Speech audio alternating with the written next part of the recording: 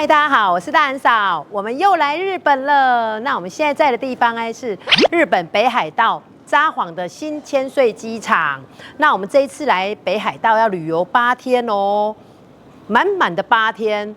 那因为这个北海道非常大，它是台湾的2.5倍，所以几乎来北海道自助行的人有90%都是自驾，要开车游北海道。那所以我们这一次啊，就要计划要来拍一系列不自驾游北海道，我们要造福更多不会开车或是不想开车的人。那怎么样来不自驾游北海道呢？好，那现在因为我们刚到机场而已，我们现在第一步首先就是要去搭车，然后我们要到饭店是去 check in， 好，那就跟着我们一起走 ，Go。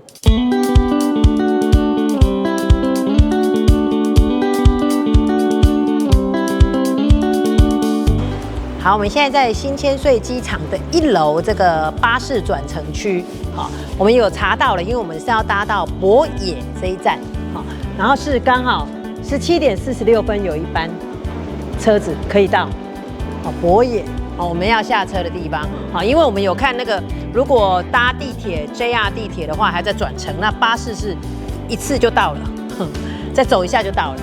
好，那我们就下来这个1楼，好，要在84号站牌那边要去搭车，好，走，去搭巴士，要1个小时抵达。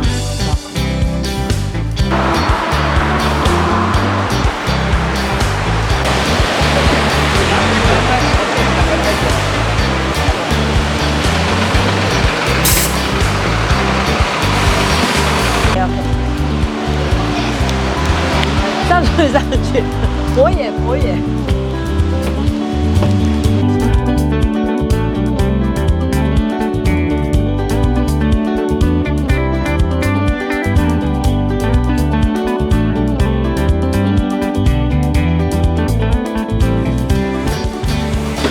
到了，南三条哎，西瓜看，西瓜，来到，何結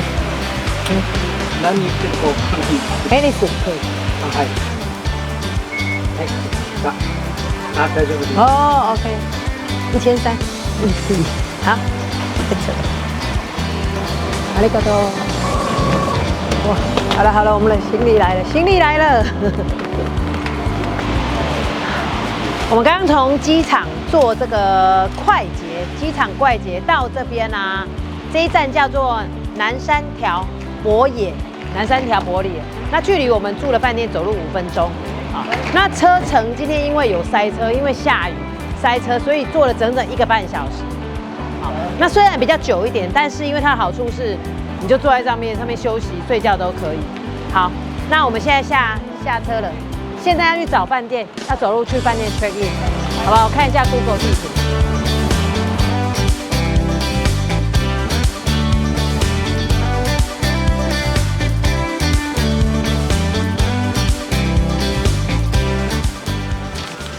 耶，我们办理好 check in 了。那这一次我们选择住宿的饭店啊，依旧跟我们上次在大阪、京都选择的一样，是香铁弗雷萨 Inn。那这一次是选择香铁弗雷萨 Inn 的札幌博野店。好，那因为我们上次住过，觉得非常赞。那这一家饭店啊，距离我们刚刚下车公车站，就是那个我们刚刚坐巴士过来，走路只要5分钟就到。好，那其实我们在5个月前就预定了这间饭店哈，那它有早鸟优惠哦，连住7个晚上，我们住7个晚上不含早餐，这样住下来哦，它只要63028日币，折合台币不到14000，所以1个晚上不用2000元哎，超划算的，超赞的哦。虽然我们是选择没有含早餐。因为这边吃早餐其实很方便。好，那因为他们的饭店真的很好哦，除了那个住宿，你看可以早鸟抢到那么优惠的价钱之外啊，他在 check out 的时候啊，因为是会员，我们是会员哈，他1天可以有500元的这个现金抵用现金给我们的哈，所以住7个晚上会有3500现金在 check out 那一天，好，超赞的，所以超推香铁弗雷萨 Inn。好，刚刚已经自助报到，我们拿到房卡了，现在住902，现在要去上去看房间，走。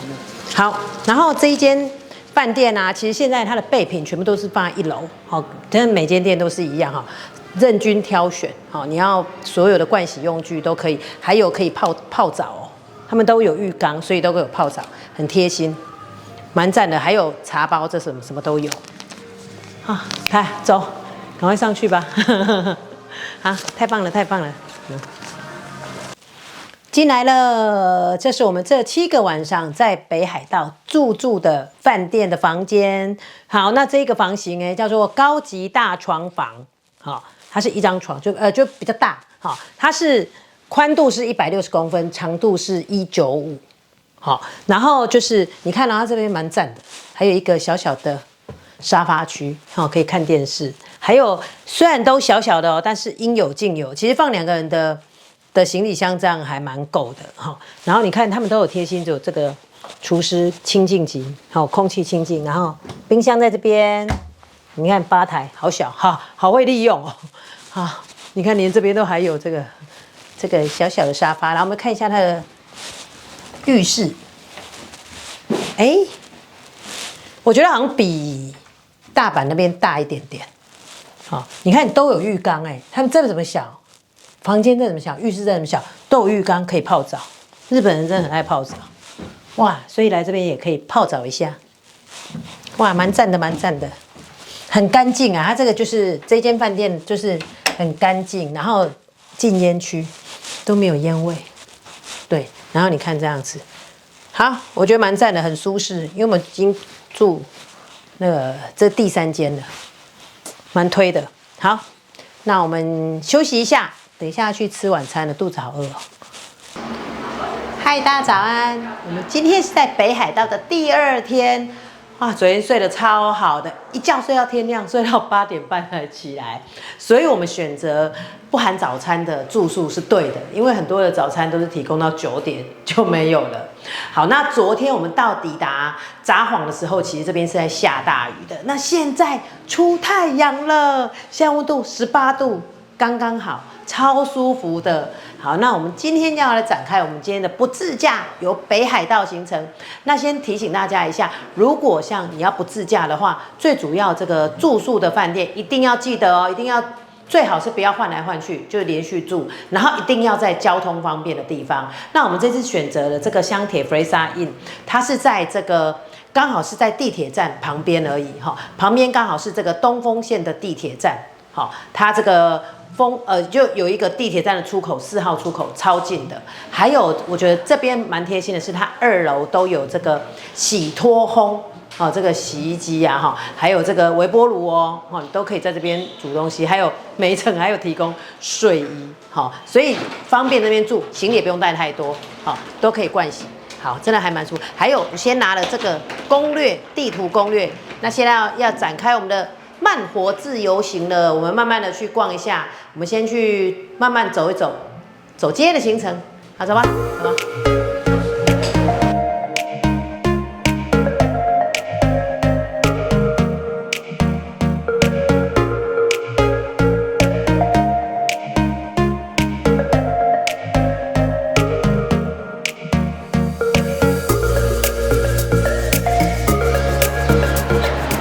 哇，我们走在北海道的街上，超舒服的，其实还是有一点凉那我们饭店走过来啊，只要8分钟就抵达这边了。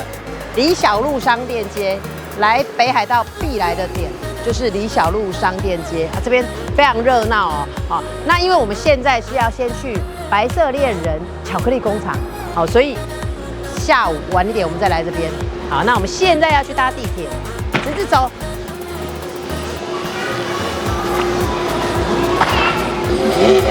好，我们现在在的地方是这个札幌这边特有的这个路面电车，它的停车坪停车的地方啊。那他们这边很特别啊，它在它札幌的西南方这边，它就有这个循环的这个电车路线图。好，刚刚有看到，就是它是路面有铁轨哦，是电车，不是一般的公车哦。这个也蛮特别的。那我们这几天也会来体验这个路面电车。好，那我们现在要走去大通站地铁站，走。好，我们现在在的位置是这个地铁大丰站。好，那我介绍一下这个札幌，它有3条这个地铁，跟我们台北的捷运一样。好，那它总共就是有这个东西线，还有南北线，好，还有这个东丰线。那我们住的饭店呢，就是在东丰线这个风水博野站。好，那我们现在在这个东西线的大通站。好，那大通站我们待会要到白色恋人是这个公资泽站。公资泽站哦，那跟大家讲一下，那其实我觉得说搭地铁的话，记得哦，如果你来搭地铁，最好可以买这个1日券。它1日券的话，假日才520元日币一个人哦，才100多块而已。好，那它的平日的话就要800，就比较多啦，就830。平日的话1日就830，但是假日优惠。假日只要520哦，超划算，因为我们从这边坐到白色恋人就要290了，那乘以2你看就超过了啊。那当然是买520这样子，你这3条线，好，地铁你随意进出1日券都可以划算520，好，那来的时候来这边操作很简单，它这边就有写1日乘车券，那按下去嘞，因为今天刚好是假日，他就选择520，看你要买几张，那投钱，然后就出来了。好，我觉得很方便。好，那我们现在即将要搭地铁去这个白色恋人站了。好，那就跟着我们一起走。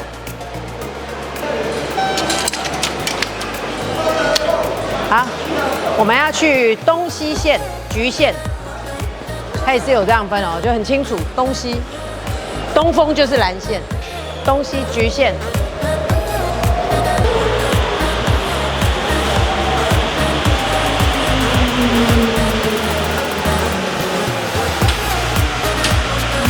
お湯の方が来るまでドアの前は広く開けてお待ちください。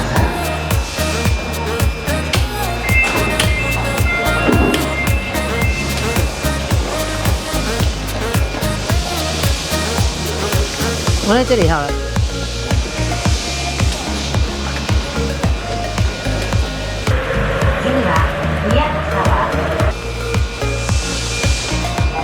到了，公资泽站15分钟。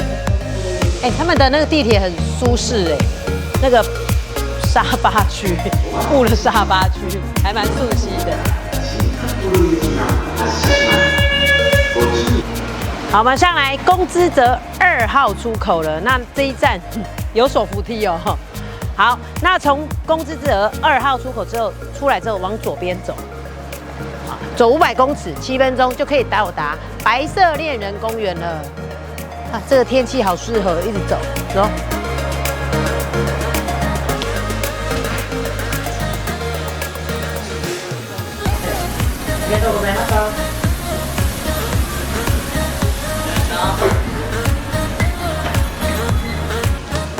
我们要来吃午餐了，因为实在太饿了，所以去白色恋人之前先来吃午餐。那我们选择这一家是在白色恋人这个公园对面哦，正对面这一家，看网络评价真的还蛮好的，汉堡肉，有牛排汉堡肉，那我吃这样 set 啊，我们2个吃这样 set， 加起来才2000块左右日币，超便宜 ，CP 值很高。然后网友推荐，大阳哥点的这一个是这个里面是汉堡肉满满的 cheese， 我来看看它这个是到底是如何。哇哇哇！哇哇哇！你看满满的cheese，十胜的cheese哦，十胜牧场的cheese，这个很特别。那我的就是汉堡肉，好，那吃个饭，哇，好饿，要吃他们的饭，日本饭好好吃哦。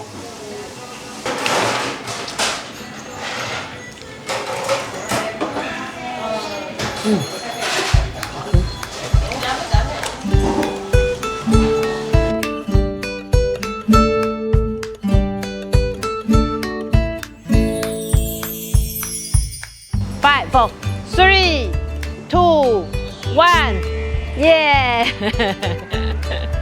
！OK，好 ，Thank you，好，好，我们抵达白色恋人公园了。那因为现在即将到来的是这个万圣节，所以它是公园入一进来就有这个万圣节的装置，可以让大家这边拍哦，超多人在那边拍的。然后它还放一个那个手机架，让大家可以放在那边，然后自拍这样子。我们刚刚已经有拍了，还蛮赞的。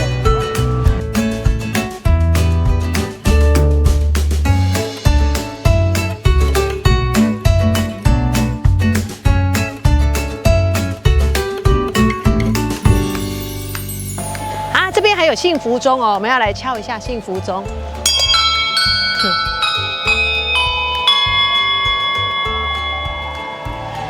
好，我觉得这里还蛮贴心的，它每个地方这个景点让你拍照的景点都有这个手机架，还有跟你讲说怎么样摆拍，最好说明这样子，还蛮赞的嘞哈。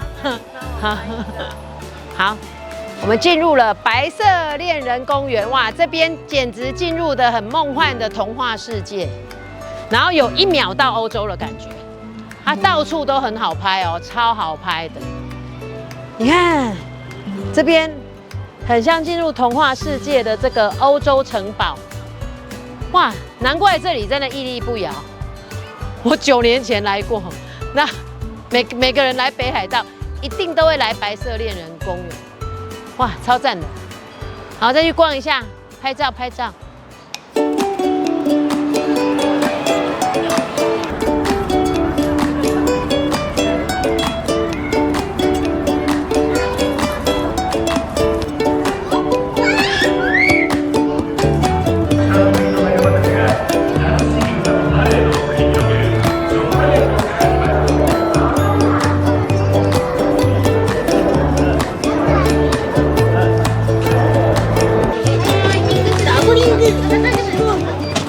买到了，大家都在排队买这个北海道白色恋人双麒麟。你看，哇，我买综合的，巧克力跟牛奶，哇哇哇，吃看看看看，哇，好浓郁哦，哇，综合这样其实也不错，有那个巧克力，还有那个鲜乳的香都有。哦，好扎实也很浓，很纯。哇，好多人排队，这样才450日币，难怪超多人在排，好吃好吃。好，我们现在在的地方是白色恋人里面非常著名的这个拍照的景点。这个建筑啊，看得出这里是什么吗？你看哦，很可爱哦，哈。其实这边一整片都是停车场。他们连停车场的造景都非常有特色，就非常好拍。你看，这里也是停车场旁边，哇，好可爱哦 ，Sweet House， 然后是好像巧克力饼干屋的造型。好。我们进来城堡里面了，那这里是白色恋人的室内区。那1楼啊，它这是贩卖部，好，右边这边是贩卖部，好，所有的巧克力呀，哈，还有饼干什么这边都有。然后左边这边是有现做的这个泡芙，好，现做区。那2楼是有餐厅，还有这个手作区。好，那另外一边呢，它是布备的，哦，它工厂的制作流程，这个参观流程，这个是布备要进去的。那我们这边全部都是免费哦。好，那我们去逛一下室内区，哇，好多人哦。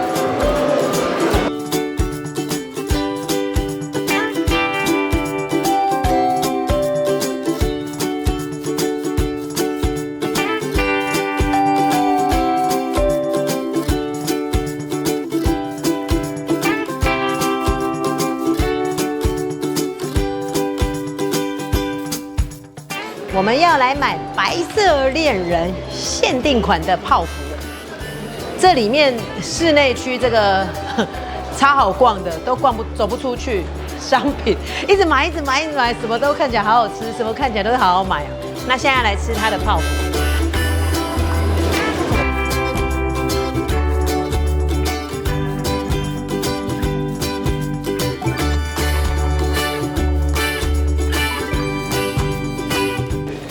买到了白色恋人现做泡芙，吃看看，好多人在买啊，吃看看。哇，满满的鲜奶油都在这里面，难怪那么多人买。我来吃一下，好吃。逛逛累了可以再吃一下泡芙，还不错，这里真蛮好逛。来去不少的地方坐。我们现在要进入城堡的2楼，带大家去看一下。哇，那现在因为这个 Halloween 快到了，它整个布置都是 Halloween。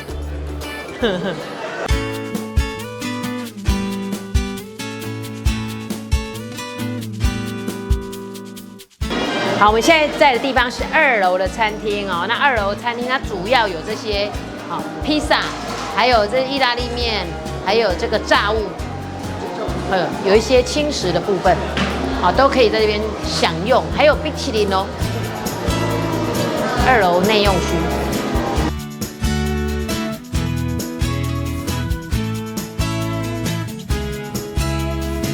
好，我们现在在1楼的贩卖部啊，那这边有一个非常有特色的商品哦，介绍给大家。那大家都知道这个是白色恋人非常经典的这个铁盒，哇，很代表性的铁盒哦。然后那现在还可以客制化哦，将你想要的照片把它放在上面，可以做永久的保存呢，永久的保存。你看它这个有这个几入，54入的，这36入的。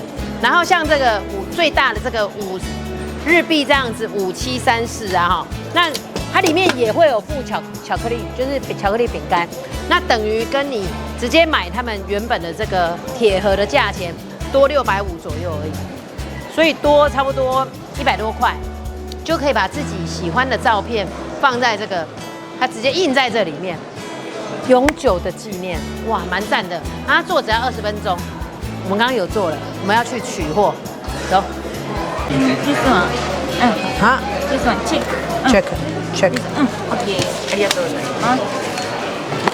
はい。哦，OK。哦，OK。Day month. 哦，OK， 12月12。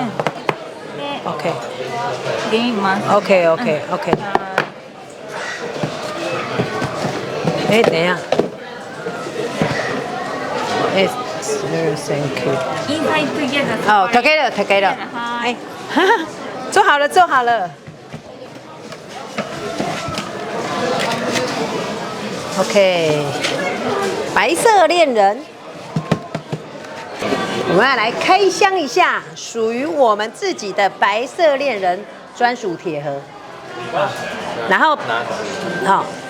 然后它这个制作就是说，把你手机里面你想要的照片，传给他店员，然后他就会帮你制作，就挑选，然后就制作专属自己的白色恋人铁盒。你看哦，这个开箱一下里面，哇，满满的巧克力饼干，吃完之后这个铁盒可以保留永远，哇！还蛮棒的嘞，大人哥大人嫂的专属白色恋人铁盒。我们现在又回到了地铁大通站了。那记得到大通站的时候啊，要找到这个南北线绿线，从南出口出来，一出来之后，直沿着地下街走到11号出口，出去就离小路商店街了，很方便了。你看到它都有指标，这边看一下。11号出口，离小路商业街，好，这里人超多的，我们沿着这个商业街走。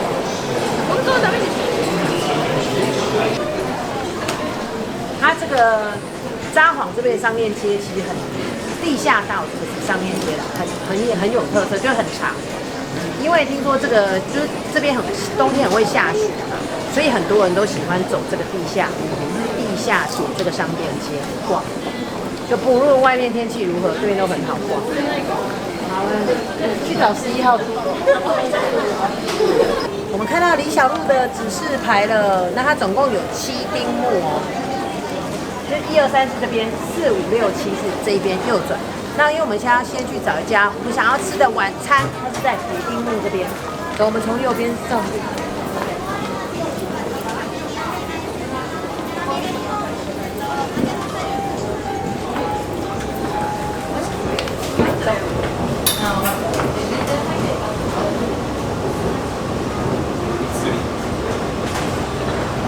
今天我们看到这个东体，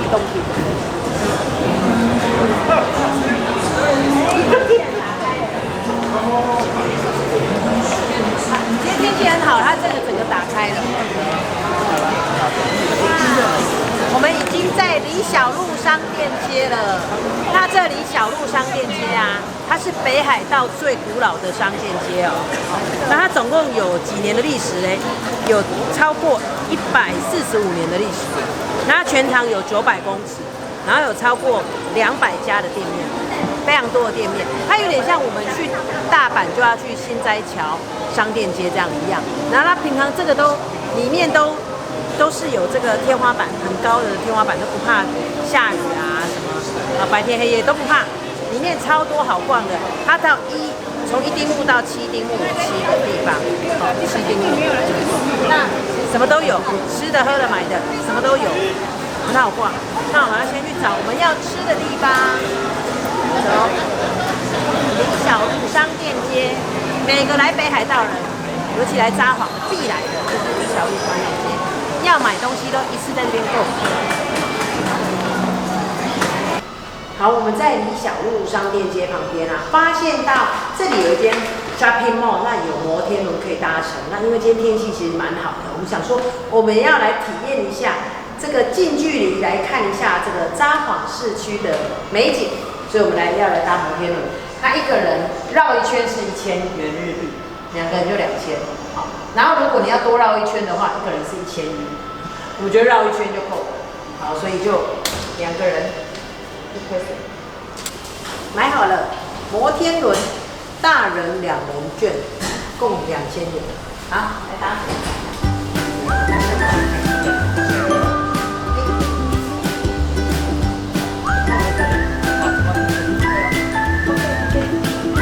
进来了，好可爱啊！它这感觉很迷你，这我感觉一点都不怕。好像到哪里都是搭摩天轮。I don't wanna go to sleep, 'cause this is something that I wanna keep. We will never meet again. We have come to where the story ends. Things will never be the same, I know. And my heart sings the lonely road.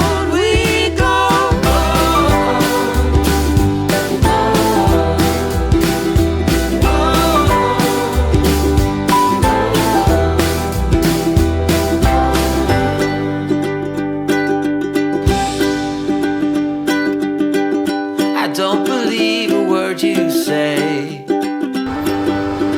this kind of love is never ever lasting. These things just never goes wrong. ありがとうございました。ありがとうございました。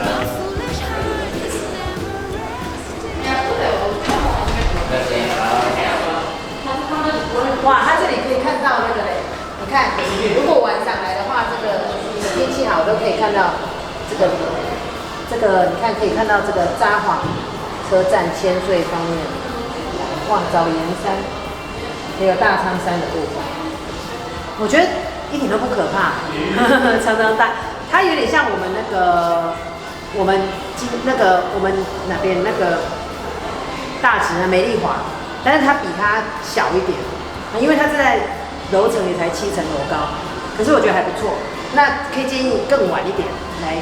可能又会更好。好，体验过了，我们来吃晚餐了。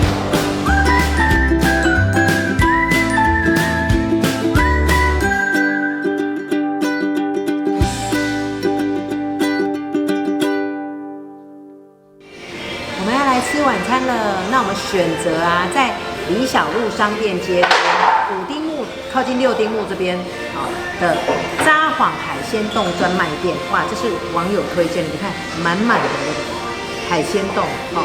这一盘是鲑鱼冻跟这个蟹棒，海鲜冻。然后我再，因为这整个都生的，其实我没有很爱吃这个冷饭，所以我点一个烤鲑鱼，然后再点一个烤鲑鱼，然后还有这个那个炸鸡块。我们先稍微果腹一下，那等一下可以再继续吃。好，那这一家网友推荐，为什么推这一家？其实这一家就是它的海鲜很新鲜之外啊，它晚餐其实就是价钱是一般价，这样吃下来差不多4003日币。但是它午餐有一个限量版的海鲜冻，只要500日币，500元日币海鲜冻。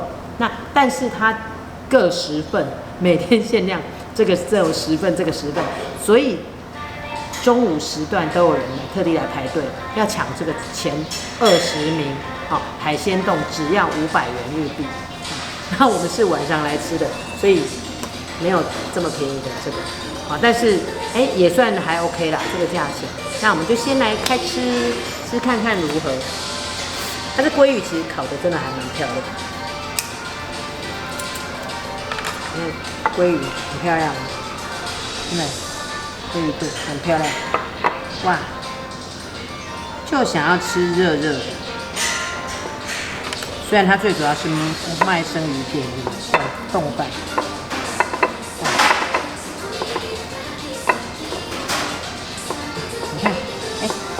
你看它烤的那个刚刚好，是我们喜欢的颜色。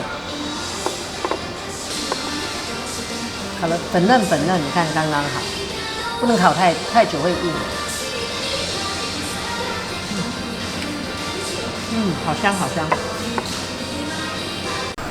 嗨，早安！哇，今天天气超好的，我们今天要前往小樽哦，今天要小樽一日游。那我们也是要带大家怎么样搭乘这个交通工具前往小樽。那我们从我们饭店住的饭店香铁 Plaza Inn。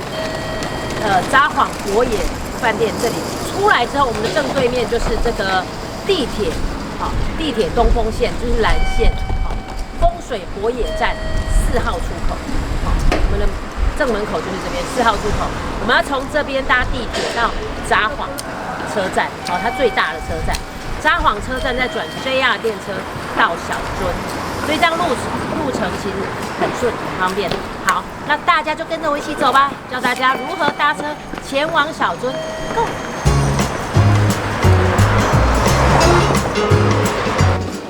好，我们现在要搭乘地铁到札幌站了。那从我们这一站坐到札幌站只要2站，是日币210元。那使用西瓜卡就可以了。那等一下是在2号月台往荣町的方向。车子快来，还有4分钟啊。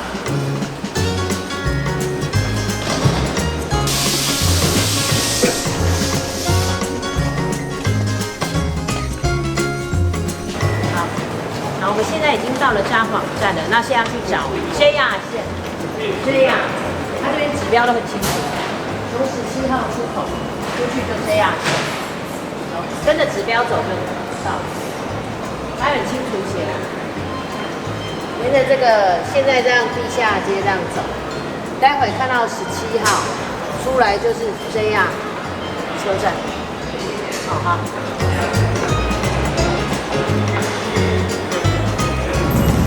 总算抵达札幌 JR 站了。好，那我们现在要来买车票到小樽。看一下，它这边其实标示很清楚，只要750日元哈。但我们今天要计划，我们是要从南小樽进，从小樽出，因为我们研究了那个路线，这样走比较顺。好，今天教大家怎么样走。好，那看一下，一人750，我们2张票就1000。现在开始来写。好，一样都是小樽南小樽都是750，2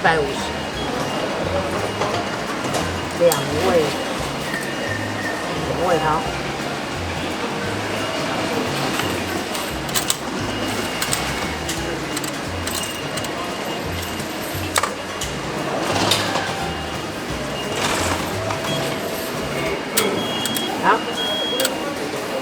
2个，票买好了，好走，去看一下。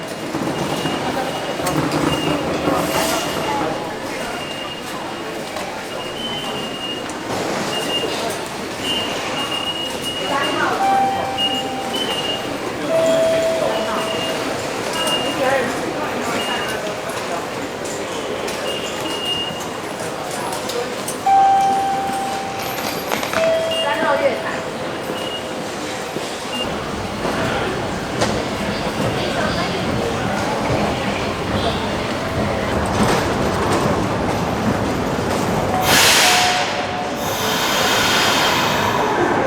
有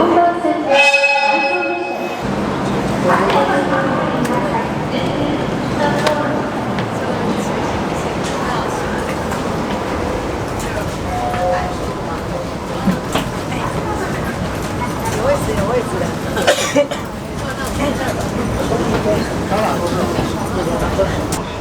耶，我们上来了。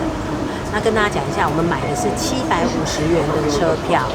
那如果你要搭普通车的话，都可以，但是普通车它要坐1个多小时才会到小樽。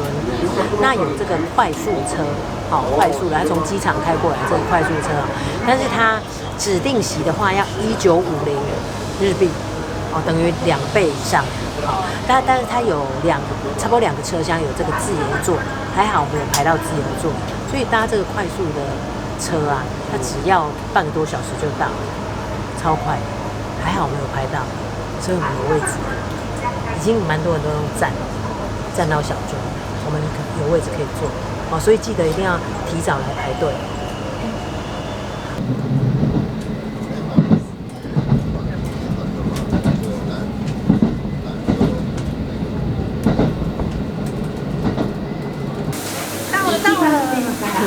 南小樽站，这一站好多人下车哦。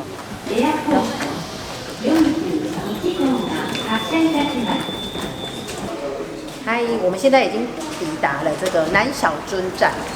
那现在在这边南小樽站，它沿着这一条路一直走过来，好像差不多5分钟的路程，就可以抵达最热闹我们要来的界町，哦，界町区这边。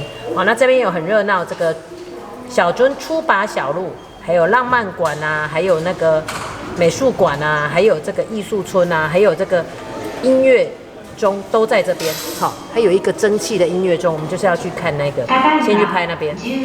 好，所以我们现在就出发前往这个界町，走，最热闹的地方那边。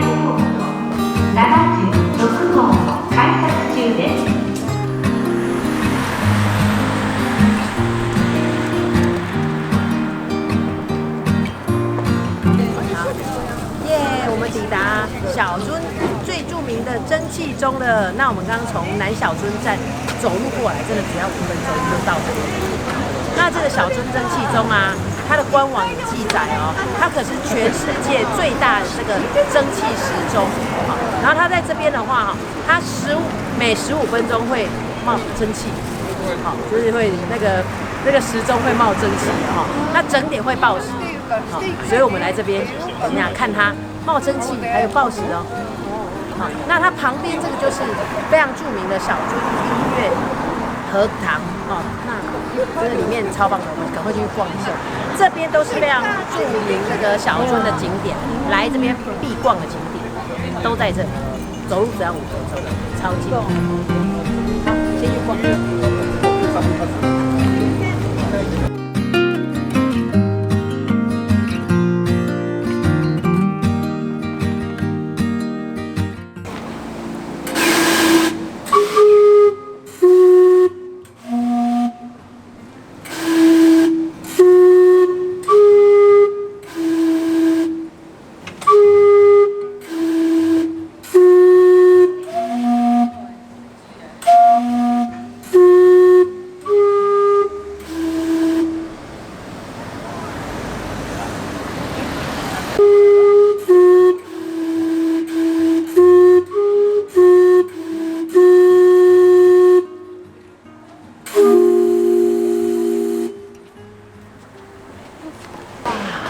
好梦幻的音乐荷塘啊！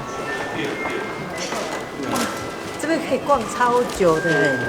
那这一间啊，小樽音乐荷堂啊，是日本最大规模的这个音乐荷堂，它里面有超过25000种音乐，哇，那你逛也逛不完。然后这一栋建筑其实已经超过100年了，超过110年了，这是那个都是石器的建筑，石造的建筑。有把它保留下来，所以这是古迹，这是日本认证过的古迹。好，我们去逛一下。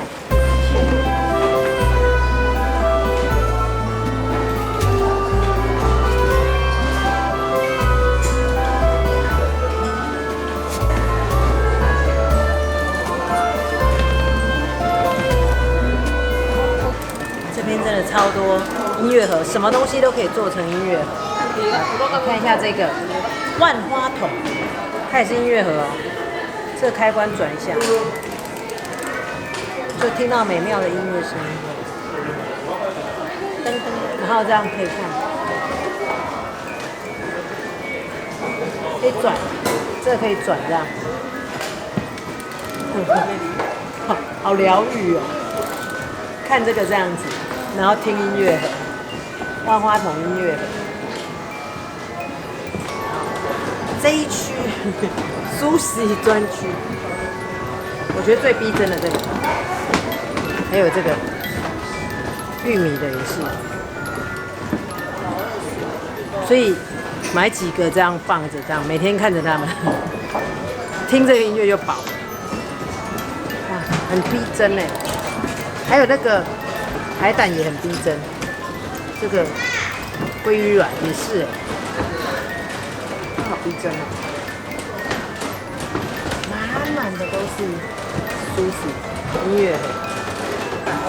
这里还有一个可爱的招财猫专区哦，成就满月盒，满全部都是招财猫，不同的造型，看喜欢哪一种，就都可以选择招财猫的音乐盒。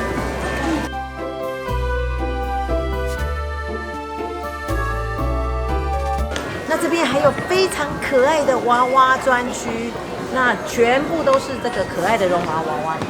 这边还有后面都是哦，那它也都是音乐盒哦。你看，我们示范一下，后面也都是音乐盒，超可爱的。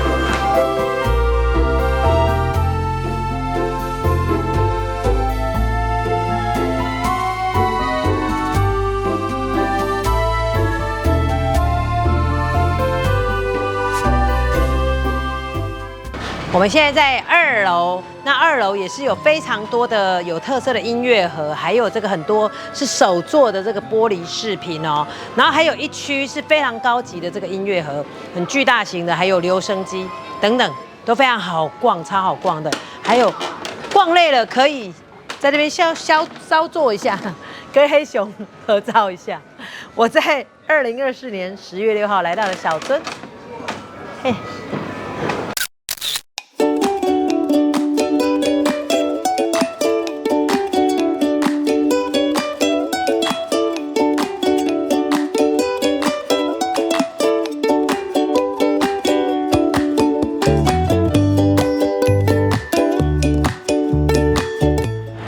吃饭了，那我们在小樽找到我们熟悉的店，就想说来吃看看 Sukiya， 我们在台湾还蛮常吃的，然后想说来这边再来吃一下，好，走 Sukiya。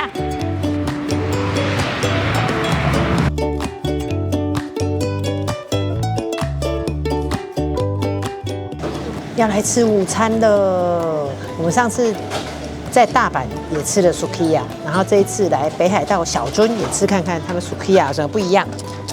好，我讲一下我点的好了，我点的是这个鳗鱼跟牛冻双拼，然后再加这样光一个这个双拼是1150日币，好，然后再加这个350是这个有秋葵沙拉，还有这个蛤蜊鲜汤。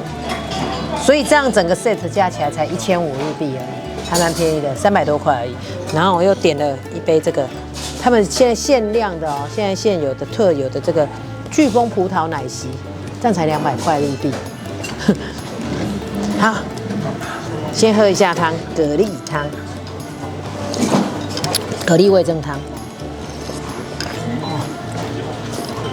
我觉得日本的味噌汤都比较咸可能台湾味噌汤都有符合我们的口味。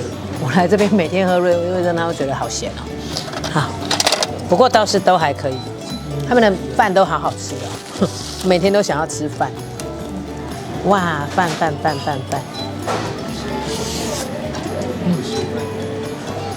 看一下，你看鳗鱼，很厚一片。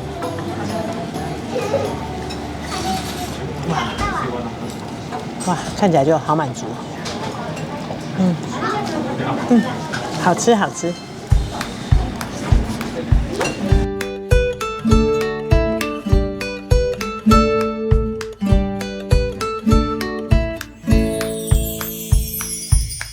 我们要来逛甜点店了。那在这个蒸汽中的正对面呢，就是非常有名的 Ruta 总店在这边哦。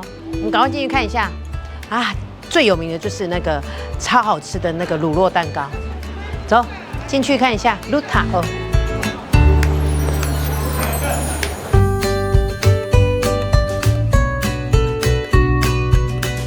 好，我们来看一下这个 Ruta 它最热卖的就是这个乳酪蛋糕，看起来是不是很好吃啊？那刚刚看到这边的价钱是2160日币，2160日币，折合台币差不多480。好，那我们在台湾的 Ruta 其实有买过，我记得是980台币。好，所以买下来，它等于台湾是它的2倍价钱。所以来这边一定要买一下，喜欢的话一定要买一下乳酪蛋糕。阿里嘎多，要来吃冰淇淋了。刚刚看到好多人在买哦，我们买这个综合版的牛奶跟 cheese， 这样450元日币。啊，走，出去外面吃。要来吃冰淇淋了，哇，在这个太阳底下吃冰淇淋，超开心的。你看他们冰淇淋，Ruta 哦，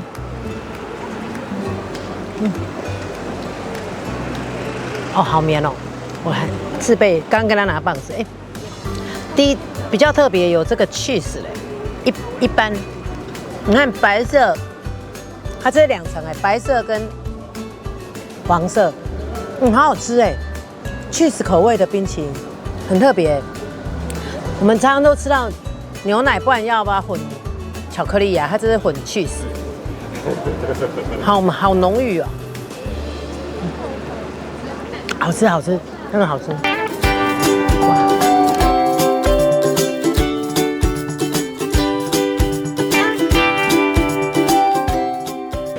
我们现在走在这个最热闹的小樽的街道，超舒服的。然后呢，这边啊有非常多这个哨子店，你看，那其实它就是这个玻璃制品，好，玻璃制品店。然后，真的很浪漫，里面很漂亮。我们去看一下玻璃制品店。这家大正哨子馆，很大间。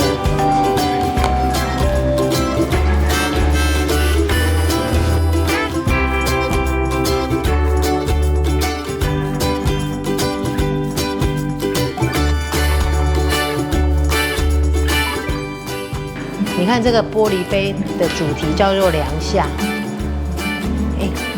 它这样看起来就很缤纷，很像大海，你看，看起来就很凉快。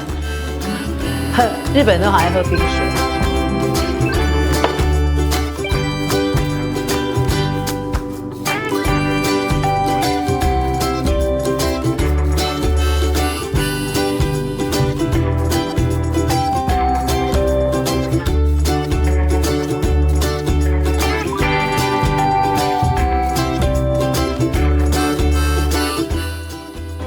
我们逛2步路，又在小樽这边发掘到这家超有名的北果楼总店，又是吃的店了，那个甜点店。那这一家北果楼啊，其实真的很有名，那我看来小樽的人都会来这边拍照，因为这家是总店，然后它有3大必买的，就是这个它的这个米果泡芙跟年轮。好，我们进去看一下米果、泡芙、年轮这3个，所以叫北果楼。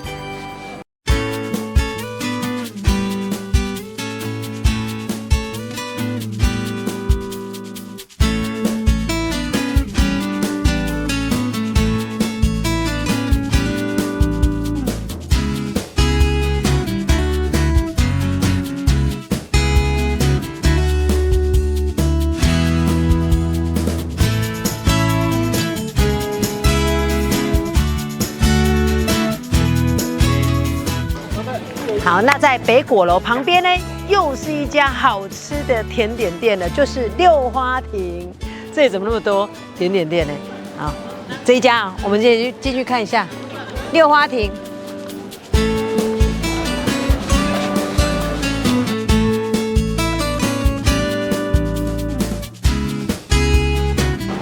这家六花亭生意真的有够好的，它也是总店在这边的，1楼2楼都在排队。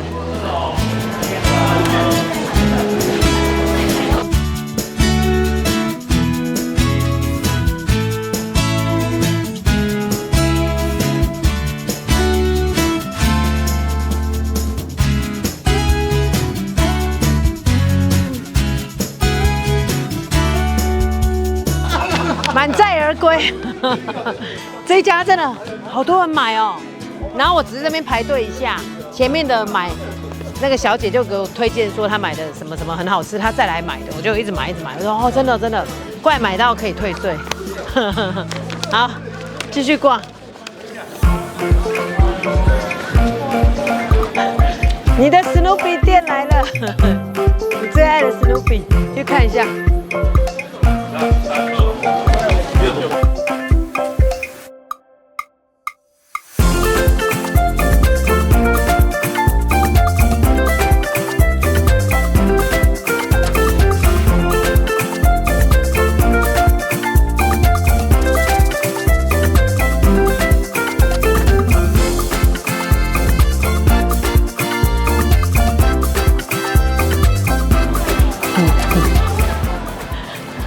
好，我们又逛到一家必吃也必逛的店了，就是这一家雪印冰淇淋。那这是当年有做给日本天皇天后吃过的这个冰淇淋，北海道100%牛乳，所以不吃好像对不起自己。我再来吃一下。你好，say，哎，卖完了，哦，哦，卖完了。怎么那么 ？Oh my god！ 到多少？4点半，4点半。现在几点了？我们正要进来吃。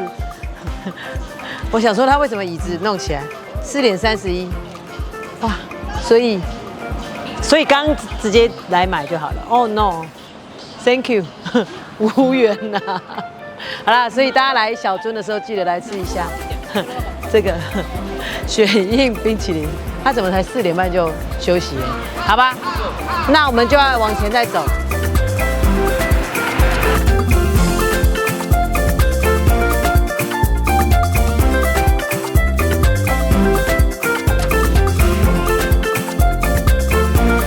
好，那我后面这一条啊，短短的巷弄啊，是这个小樽地区这里非常有名的出事前广场。那因为它这一段啊，哈。两旁的建筑都是有历史性的，都超过120年的建筑。那这一条啊，它现在保有很多那个，就是很多餐厅跟店家，所以很有历史性，很多一些老店。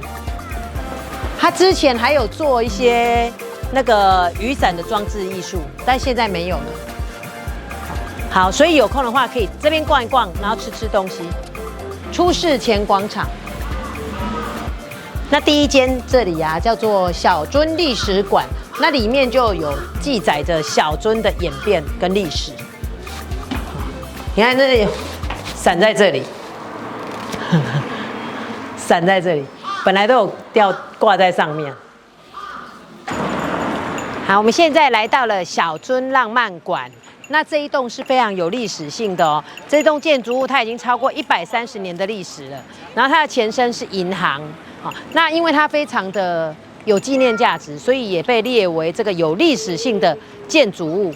小樽具有代表性、历史性的建筑物，所以来这边也必定来探访一下小樽浪漫馆，看一下里面，它都是很多的饰品。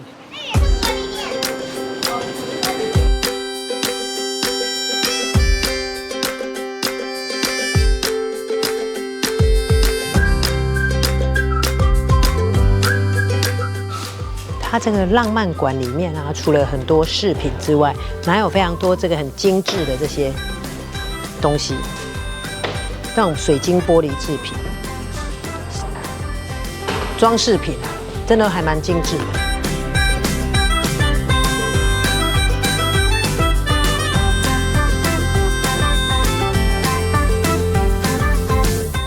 你看这个好可爱哦，泡澡的娃娃。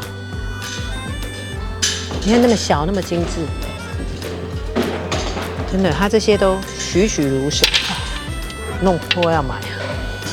这都不贵，1000多块日币，好可爱哦！这个浪漫馆啊，真的很有年份。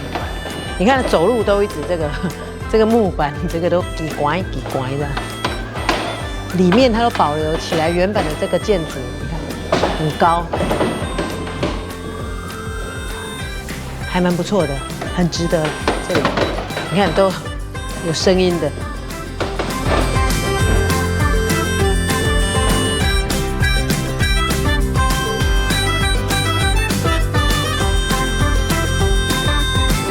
现在我们在的这个地方叫做出拔小路，那也是来小樽必来的地方。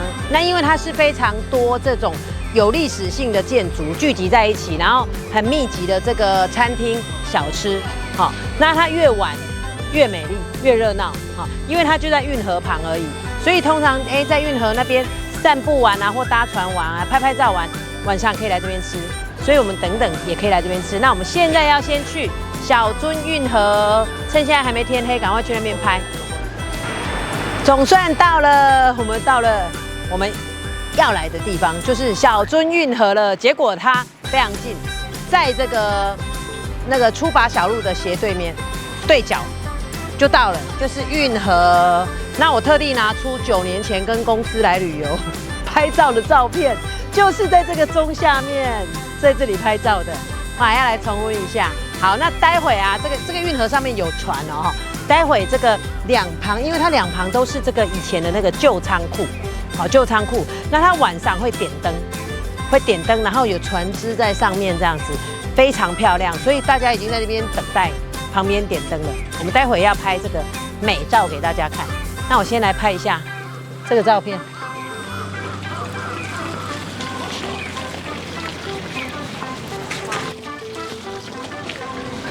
要一模一样的 pose， 我那时候 pose 还摆这样。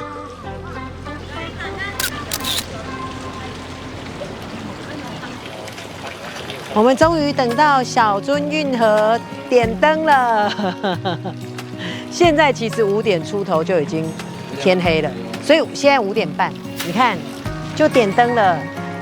那个运河上面啊，其实它可以有游览船，有船可以搭乘。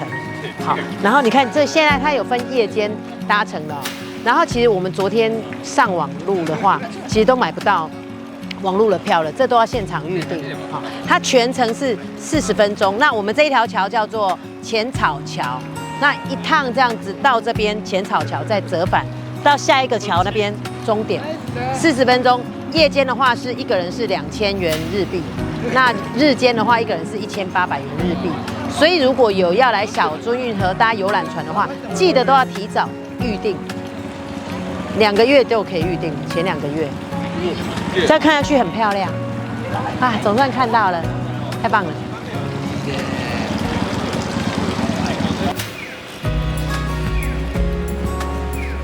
我们又回到出拔小路了，要来吃晚餐了。那吃晚餐之前呢，因为它这上面有一个瞭望台、展望台，我们先上去看一下夜景有没有不一样。走。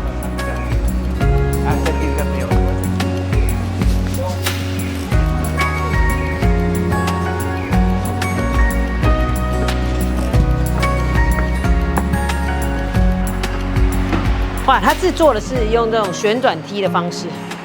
哦，上面比较冷哦，上面。哇，这边可以远眺那边，远远看往运河的那个方向。可是实际上运河里面还是要在我们刚刚拍照的这个浅草桥上面比较好看，觉得那边拍景最美。好，然后这个出拔小路啊，因为它的里面的很多建筑是保留以前明治时期跟大正时期的很多的建筑，把它保留下来。然后连这个展望台是哦，你看以前那个的时代啊，在作战的时候，哎，是不是有那种展望台看到敌军？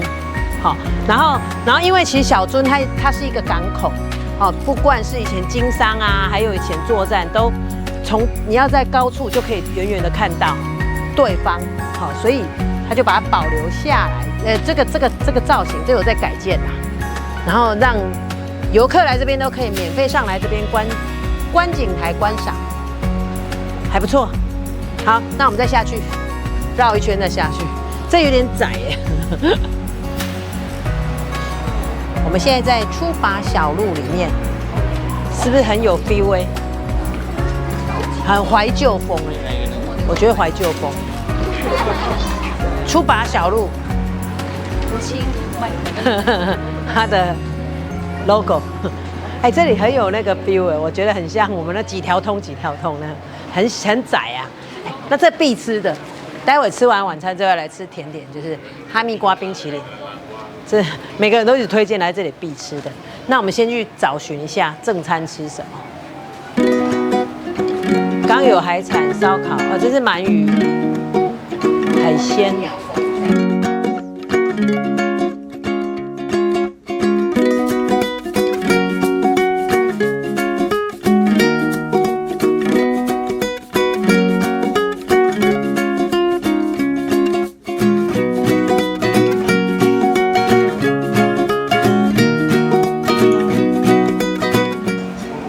吃晚餐了，我们在出拔小路里面啊，找到一家很特别的店哦。这个是拉面店，好，感觉很好吃哦哈。我点了这个，哎，这个 CP 值超高哎，这样才1000元而已日币。然后这个叫做小樽地鸡面，这是老板极力推荐的，说有自信推荐，那个叫做地鸡面，好，小樽地鸡面。那大安哥点的这个是炸酱面。然后还附汤，然后炸酱面，这样1300日币，哎，其实还蛮 CP 的，然后高，因为我们刚刚有遇到有4个台湾游客强力跟我们推荐，然后说真的很好吃，他们进来之后觉得很好吃，所以我们开始要来吃哦。他网络有写说他们都是现做，所以会比较久，哎，真的我们进来等蛮久，刚刚在外面已经等了一轮了。看这个有。你看鸡肉，感觉很嫩的鸡肉，还有这个是海苔，还有蛋、葱花。我先看汤头，很可以，哦，外面冷冷的，这样喝一碗热汤面真的超棒。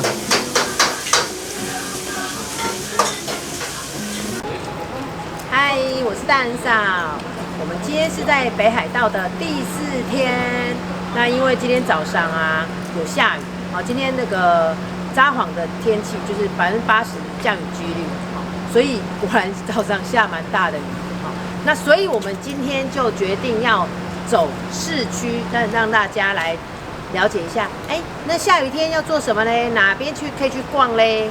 好，那首先第一站先带大家来吃好吃的。那每个人来北海道都推荐说一定要来吃这个汤咖喱，有名的汤咖喱。我们刚刚就沿路，我们饭店走过来一下就到了，5分钟就到了，但是就找不到，哎，到底在哪里？原来它在4楼。你看哦，1楼感觉很不起眼哦，待会上去你会吓死，因为我们已经有抽了号码牌，排第10组，里面超多人的。好，我们赶快先上去吃好吃的汤咖喱哦。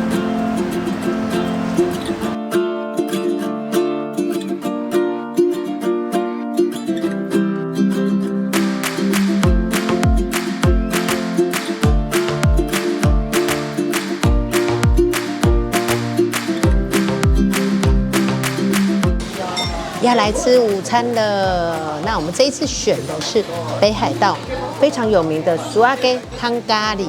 那刚总算从来到吃，总共排了差不多半个小时就有吃到了。好，那它的步骤啊，是第一个你要先选择你的汤咖喱啊的料要哪一种料。好，那我选择的是这个脆皮烤鸡肉。脆皮烤鸡肉，你看这个我看好多人点哦，然后它里面呢有这个马铃薯啊，哦有蛮多东西，胡萝卜、南瓜、茄子、蘑菇等等，水煮蛋，哦很多都有，哦这个内容物的部分，然后这样的话是1550日币，哦，然后大仁哥选的是烤牛肉，牛里脊，哦也是烤的牛肉。好，它汤底其实也差不多，马铃薯、胡萝卜、南瓜、茄子，还有多一个秋葵，好，还有水煮蛋，好。然后它第一个步骤是你要选这个汤底嘛，好。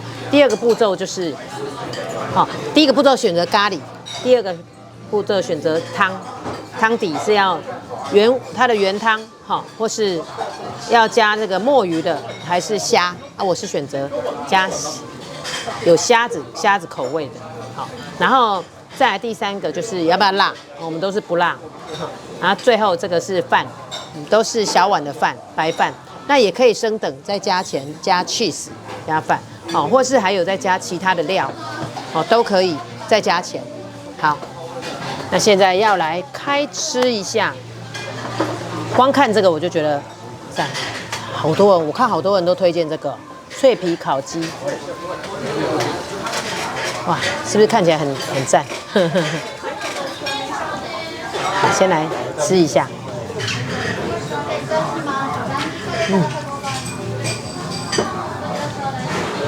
这只真的还蛮好吃的，这个鸡肉烤过再放在这里，还蛮特别的。汤底我来喝一下，我的是有虾加虾酱的。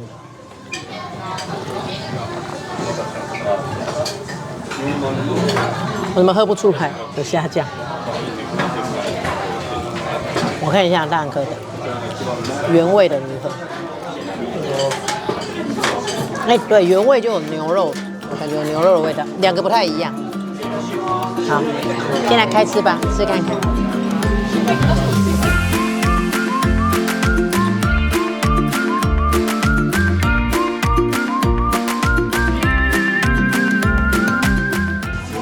我觉得意外的好吃哎，因为我其实本来对咖喱真的没有很大的兴趣，然后我想要汤咖喱吃看看，我觉得这个汤头真的还蛮顺口的。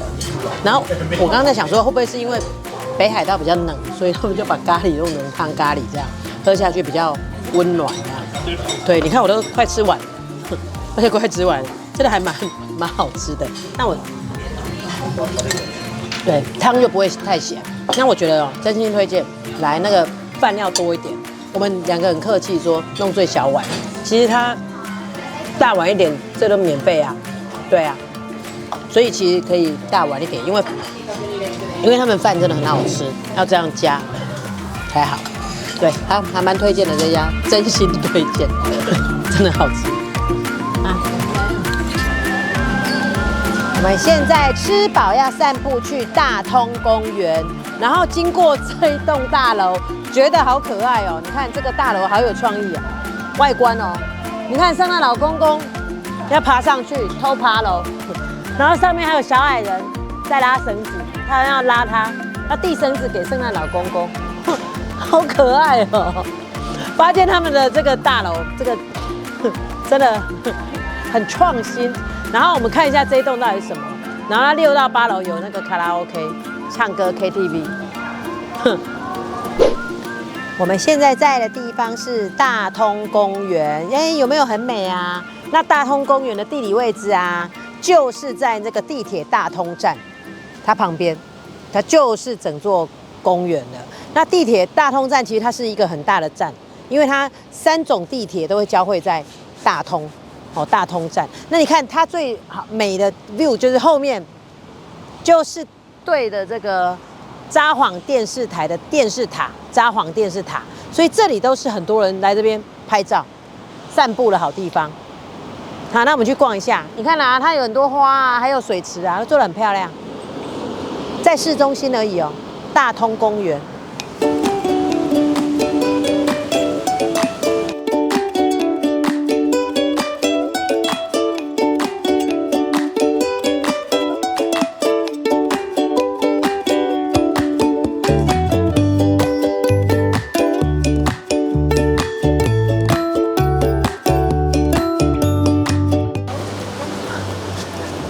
我来买这个大通公园的名产，网友推一定要来买的哈，因为这个大通公园这边在很市中心啊，所以他常常办这个雪季啊、啤酒节很多的活动。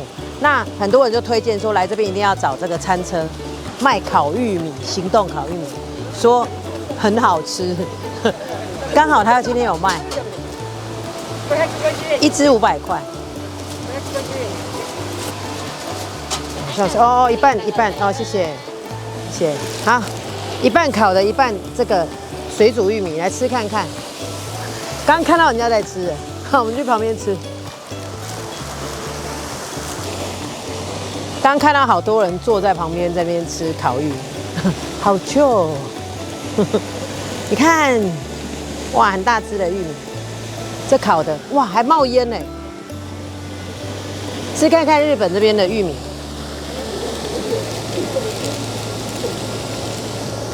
哦、好大只哦！哦，好水，很水，好吃哎！真的咬下去就崩，这样子水就跑出来，就是都水的这样子，也有很甜，有甜。烤玉米很大一只，来大通公园记得吃一下烤玉米。冷冷的这样坐在这边吃还不错。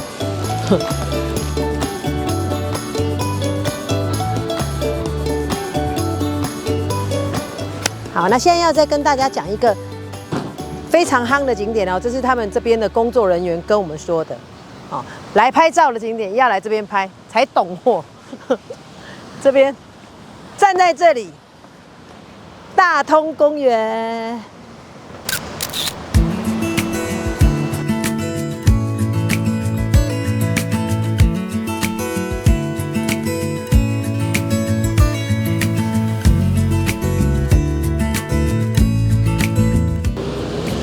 嗨，我们现在在的地方是札幌市非常著名的地标，也是游客来札幌必来的景点，是札幌市石祭台，叫做也是札幌市钟楼，简称札幌市钟楼。好，然后它是在札幌市这边少数保留这个美式建筑，有没有看到它的建筑跟一般日式建筑不一样的点？好，然后它的正式名称啊。其实它正式名称应该叫做旧札幌农学校演武场，演武场，因为我们刚刚就看到上面，有3个字演武场，好，所以其他正名应该是这样子。那因为大家都习惯称为这边是钟楼，札幌市钟楼，好，那我们就知道它就是钟楼。好，那它进来是要门票的，只要一个人只要200日元，那里面不能饮食，但是可以拍照。好，那我们就带大家进去看一下。那这里有介绍札幌市的历史，哦，还有这个就那个农学校，札幌市这个农学校，哦，旧札幌农学校的历史。好，走去看一下。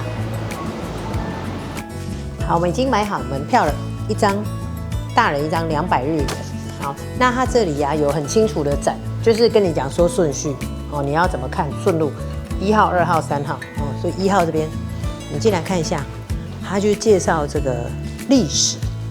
你看，札幌石祭台它的模型1/50缩小的模型，好酷哦！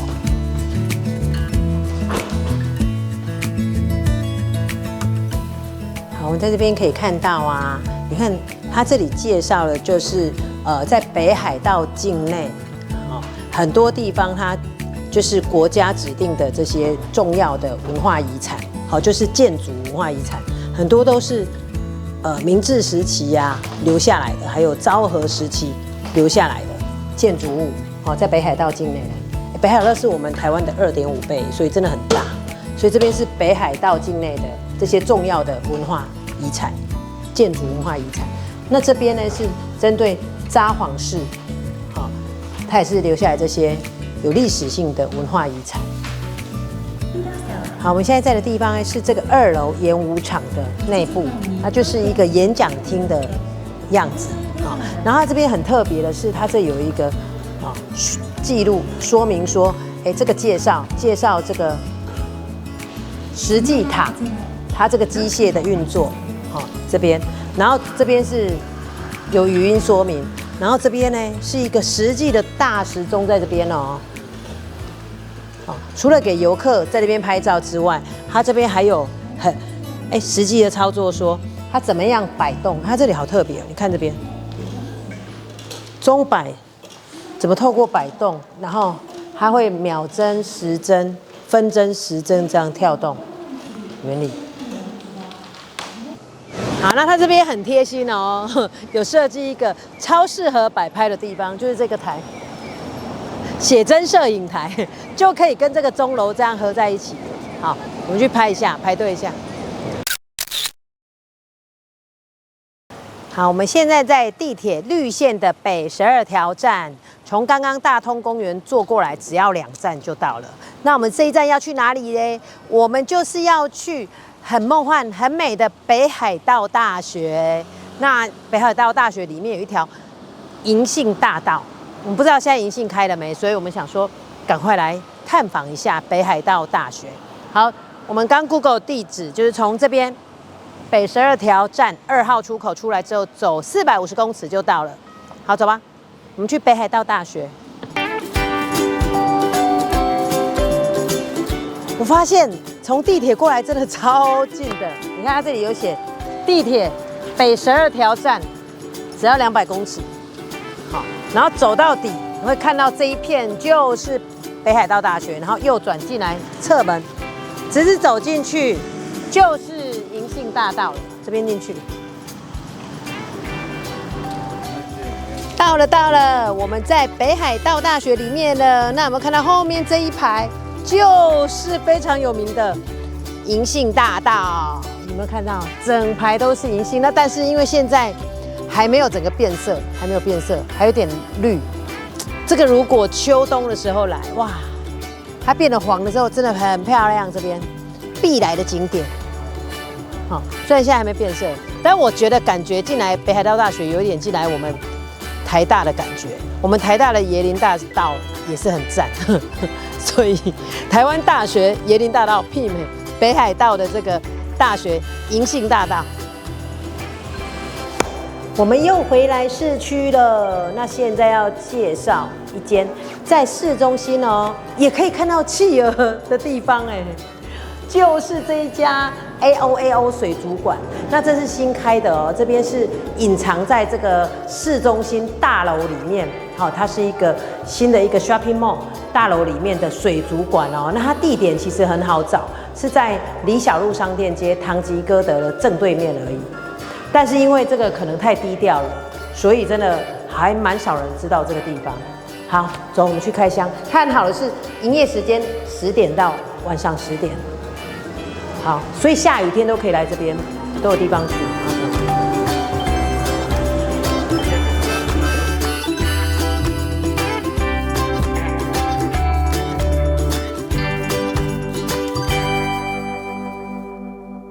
我们现在已经上来4楼这个 AOAO 水族馆，它的入口处了，售票处，有没有感觉很不一样？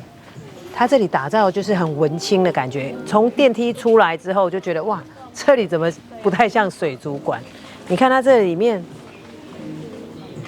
都很新哎，然后很年轻化。然后刚刚有问了，原来这栋大楼、这栋 shopping mall 还有这个水族馆是去年2023年7月才开幕的。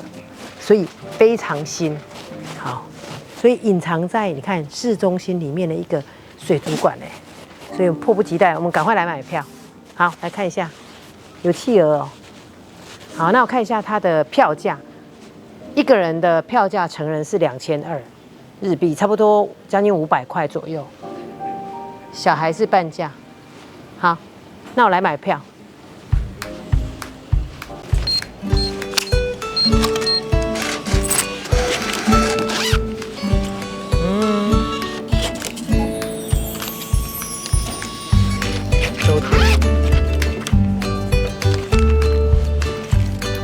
好，买好门票了。你看门票好可爱，你看哦，海洋的颜色。OK。Two people。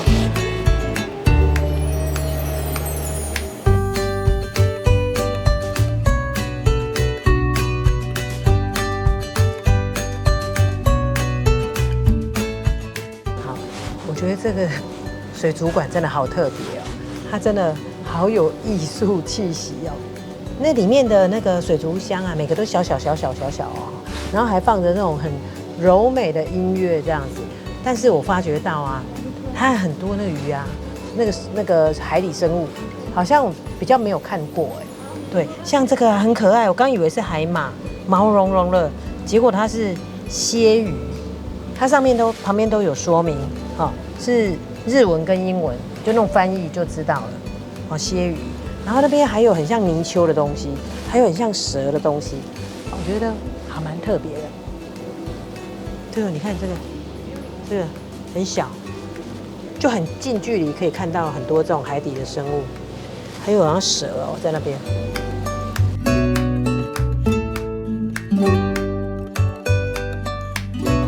我发觉到这个好可爱哦，它这边都展示非常特别的，这个很特别哦，叫做斑点花园鳗鱼。你看它这样头会伸出来，我觉得感觉看到好像有一个卡通不是都这样一直扭动那种卡通，他看到本尊了，你看它都一直这样，哇它会躲进去土里面，这个沙子里面，然后出来这样扭动，它也是鱼的一种哎，今天才认识它。好，我们看到这个也好特别哦，我是今天第一次认识它，它叫做斑点蛇鳗，你看它有斑点哦，然后蛇的身体，然后其实它是鳗，斑点蛇鳗，长得像蛇的鳗。好，又看到好特别的鱼了，你看它这个鱼是这样垂直的哦，然后它头在下面这样子，咚咚咚这样子，这个叫做剃刀鱼。你看好多剃刀鱼哦，哇，这远远看好疗愈哦，这一大片鱼缸，你看剃刀鱼都在那边。又看到很特别、很漂亮的鱼了。你看，这个叫虾虎鱼，它头是白色的，然后渐层，它的那个身体好漂亮，它到后面是橘红这样子。你看有没有觉得很漂亮？好，我们现在在6楼企鹅馆了，很近距离的可以看到企鹅在游泳哎，好可爱的企鹅。企鹅在那边，他还跟企鹅打招呼，他在看我们。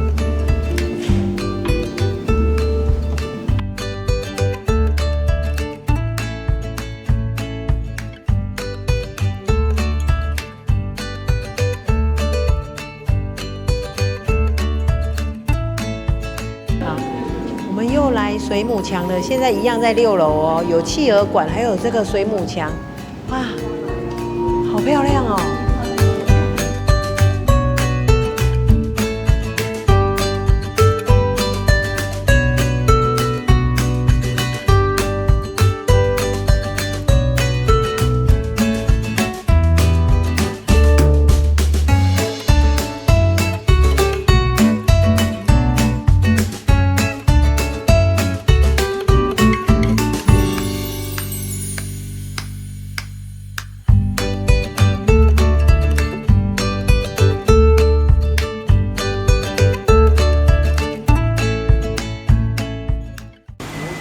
嗨，大家早，我是大人嫂。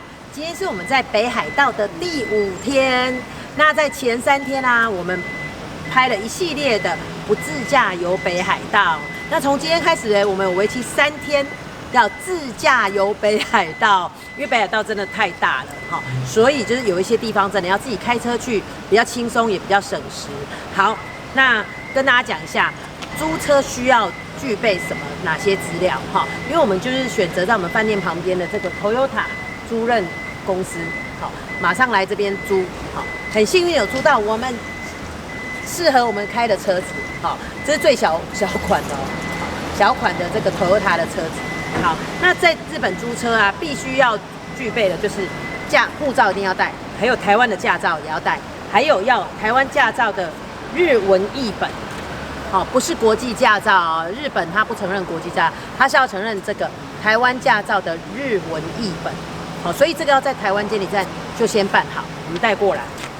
好，有这3宝之后好，这个租车的3宝之后嘞，我们就可以来租车了。那我们租了这辆车之后，我们的费用有含保险，还有 ETC， 保险一定要全保哦，什么都保到最高。好，然后这样的话，我们3天的费用哦，日币是27200，折合台币差不多一天2000块，3天6000块，其实还蛮划算的，因为跟我们台湾租车也没有差太多。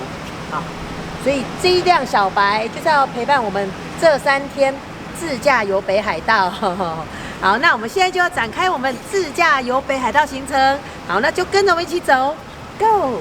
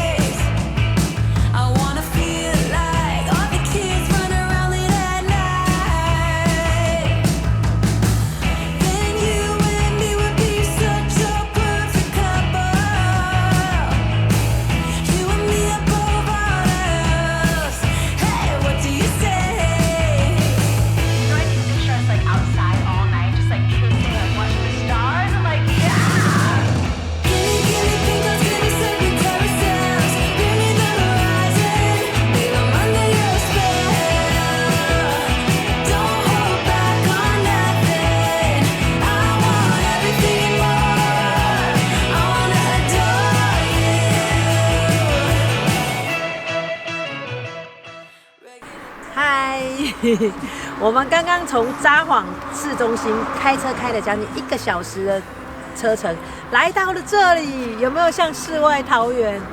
哦，超美的哎！那现在在的地方叫做札幌湖第一展望台。那我们今天的目的地其实是要去札幌国际滑雪场，因为现在是10月哦，10月去滑雪场，为什么呢？因为它刚好有举办这个1年1次的红叶季，它刚好的时间只有20天。好，只有20天了，每年只有20天有开放这个红叶季，好，所以刚好是我们来的时间，好，所以我们今天要开车前往札幌国际滑雪场，参与这个1年1次的盛会那个红叶季，还可以坐缆车上去哦。那因为这边其实蛮山上的，所以我们今天就开车过来。好，那刚刚其实开这一段山路啊，我真的觉得很像是这个我们的苏花改，其实真的很好开，很舒服。然后呢，尤其这个休息，它有好多的休息，这个展望台休息区，真的就是都很漂亮，然后又有洗手间，非常干净，整个好舒服哦，在这里休息一下。好，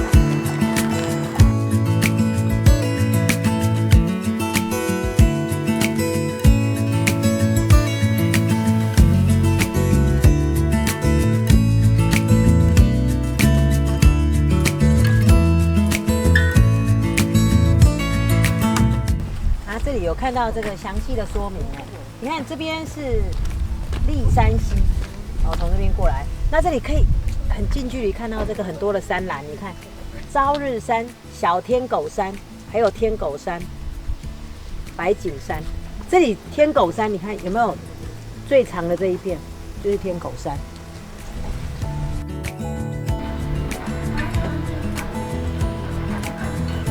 耶！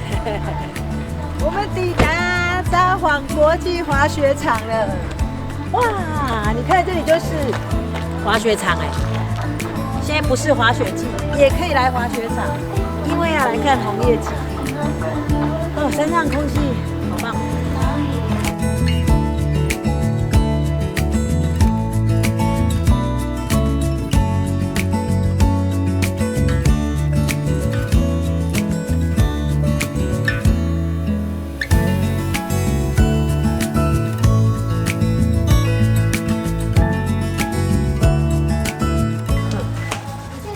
来滑雪场了。那等一下要先买门票，要先买票，因为它这个红叶季是在山上，所以要搭他们的缆车上去看红叶季。然后因为这边比较冷，有卖好多御寒的东西哦。我来看一下，添购一下。对，好冷哦，没有戴那个帽子。哎，这个帽子，这个没办法遮，要有耳朵的这个才办法遮。哼，这样有办法遮到耳朵。看一下多少钱？哎，300日币，这太便宜了吧？300日币，不到100块。然后买了，因为好冷哦，要这样御寒。买一顶帽子啊！好，我们现在来买门票了。然后呢，现在札幌国际滑雪场的红叶季10月1号到10月20，今年山上现在6度。好，那他要坐缆车，所以大人的话，一趟来回就是1500日币，小孩是800。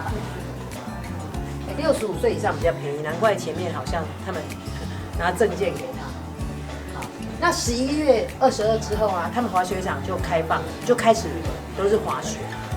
好，所以我们现在是来红叶季，那来买票。哎，我们要去搭缆车了，有没有看到？哇，好美哦，上面有红叶，3顶6度，所以有红叶，红车住在旁边，看到很舒服哦。但是我觉得搭缆车前要先喂饱肚子一下。它这边有美食区，现在吃个午餐再搭缆车。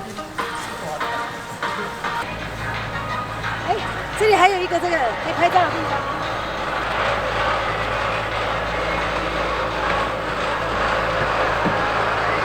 第3区札幌国际滑雪场，挺好。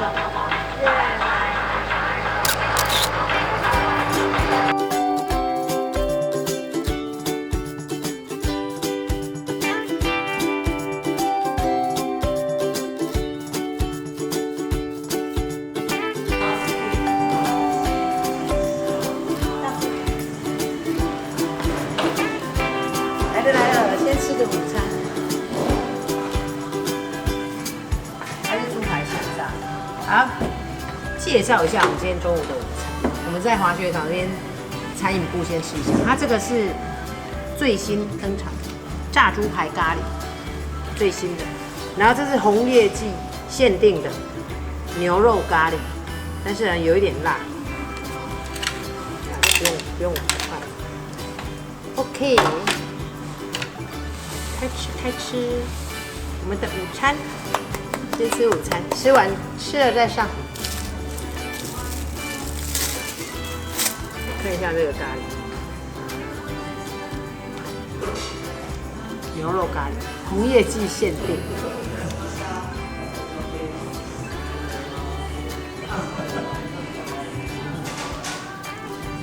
还好不会辣，它写辣哦，有一点辣，咬下去有点辣，有一点点。我对咖喱真的没有太大的，但是昨天的汤咖喱比较好吃。我这真的有点辣，我来吃看看这个猪排，它现炸的。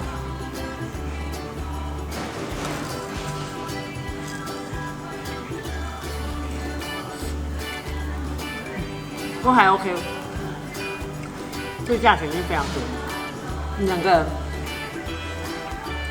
这个800，这个1000，对啊，超便宜，日币啊，平均一个差不多200，220左右，200左右，所以很赞，快来吃了。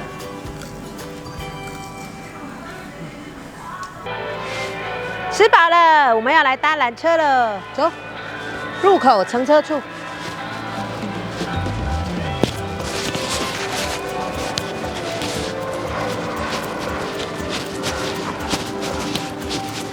它9点半开始，到3点哦，下午3点，现在1点还好，走。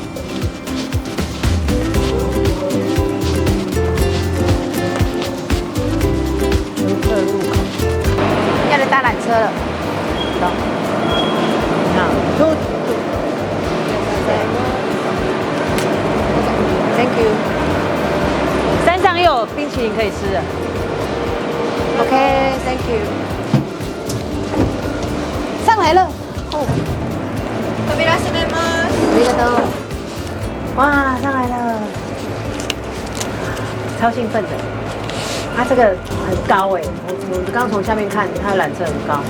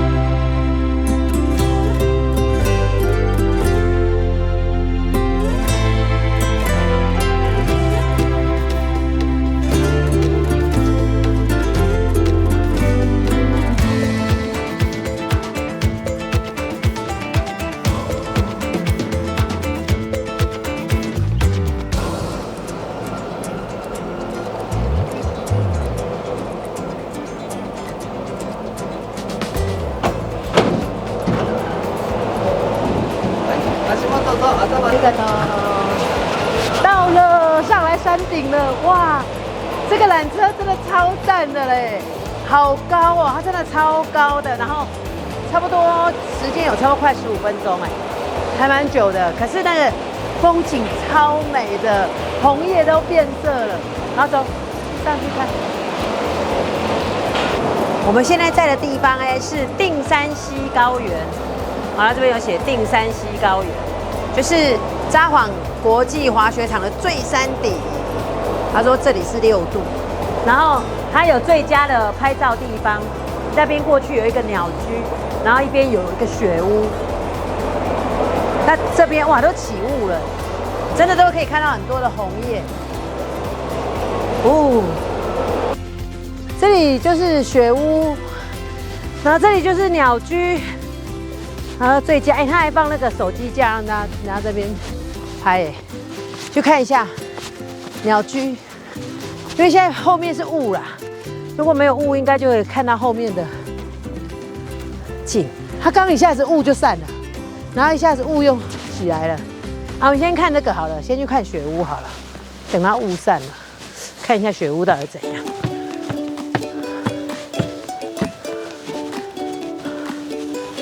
哦，里面有鸟居，哦。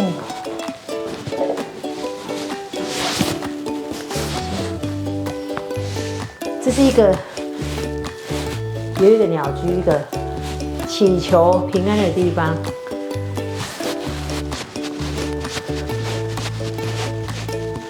然后手机可以放在这边，鸟居。那我们也来拍一下好了。好。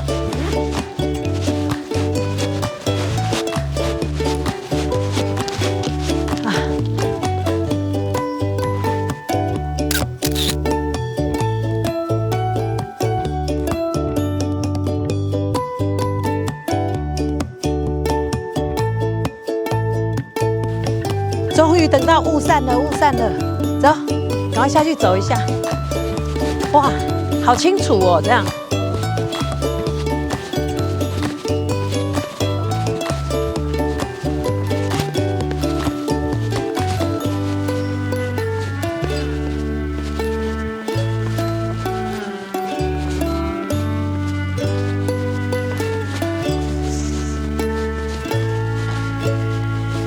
我们可以上去展望台看一下，它就是说这里是展望台，你看要很清楚，这样才看得到。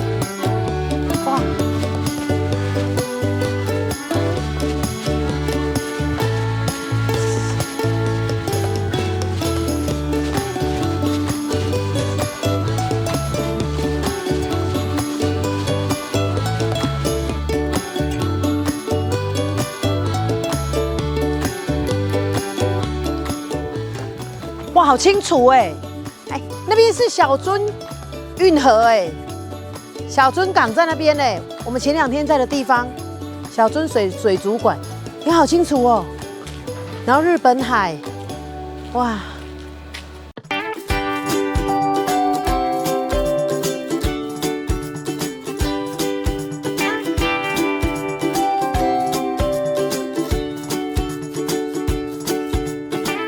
要再搭缆车下去了。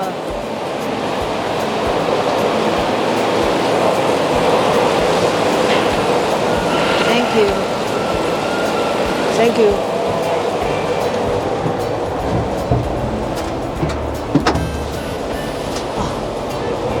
我来看看到底搭多久，10几分钟。神奇。结果是搭缆车的枫叶最漂亮。缆车2旁的枫叶最漂亮，因为它高啊，那沿路就可以看到非常多的枫红，有黄色，有绿色还没有转的，绿色、黄色、红色都有看到，所以我们要把握搭缆车的时间，这样看2旁的枫树，那红叶好漂亮。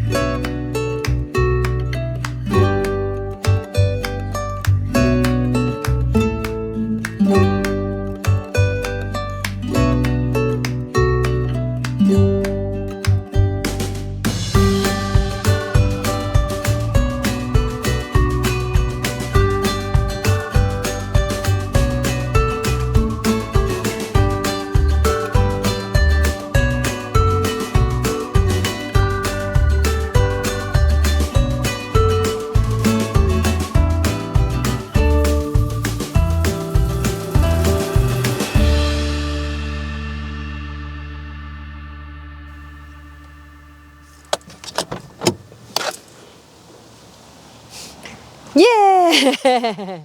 我会在日本开车了，这次是由我开的。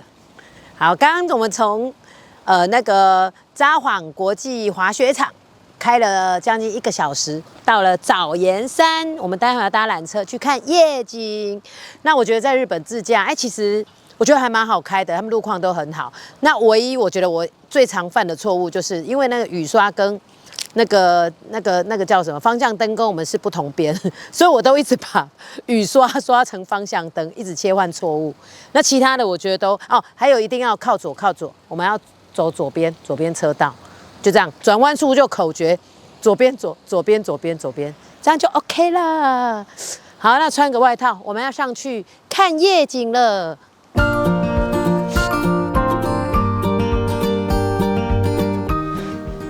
我们抵达早岩山的缆车车站了，耶！那我们接下来看夜景哦。那北海道有3大夜景哦。好，第一个就是大家耳熟能详的函馆山，好，函馆的夜景很美很美。然后第二个是在小樽的天狗山，然后第三个就是在札幌的早岩山。那所以这里离我们还蛮近的，我们刚刚开车回来还蛮顺的，所以我们今天就安排要来早岩山看这个无敌美丽的夜景，呈现给大家。好，大家去买那个缆车票，哦，20分钟间隔一班。好。ありがとうございます。哎，买到了，来回我们要坐到山顶哦，2100日币一个人。好，走上去，要从那边走上去。耶！看夜景了。哦，哇！它是这样，这么大台，哇！所以这边好了，景观第一排，哇！景观第一排。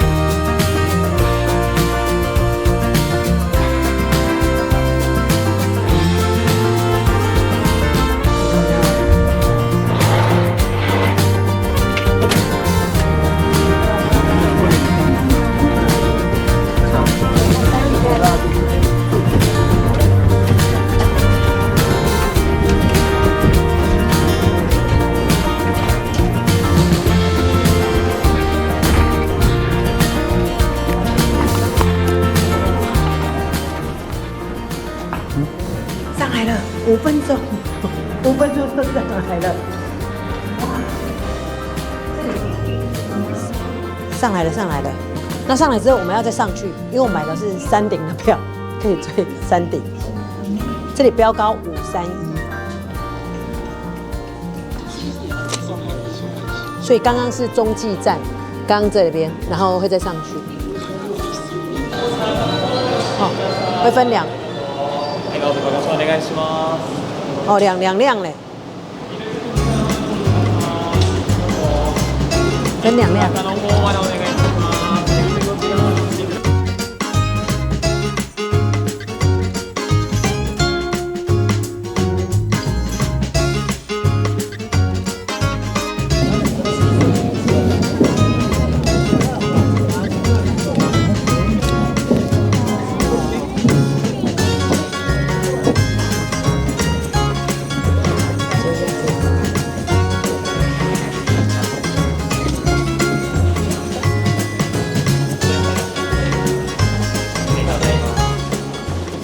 上来山顶了，好酷哦！转了2班缆车，哇！再上去爬楼梯，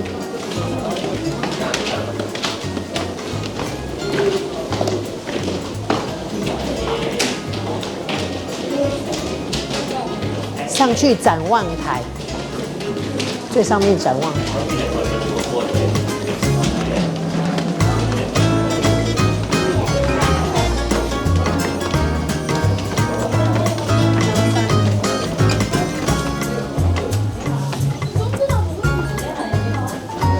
上来了，哇！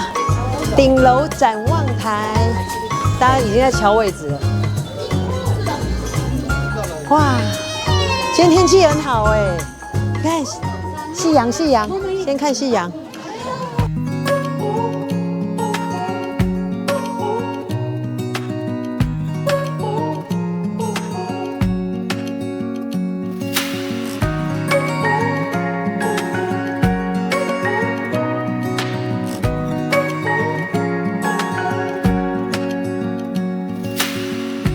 Searching for something that ain't lost. 好，这里是大家抢拍的景点，恋人的圣地，赶快来敲钟一下。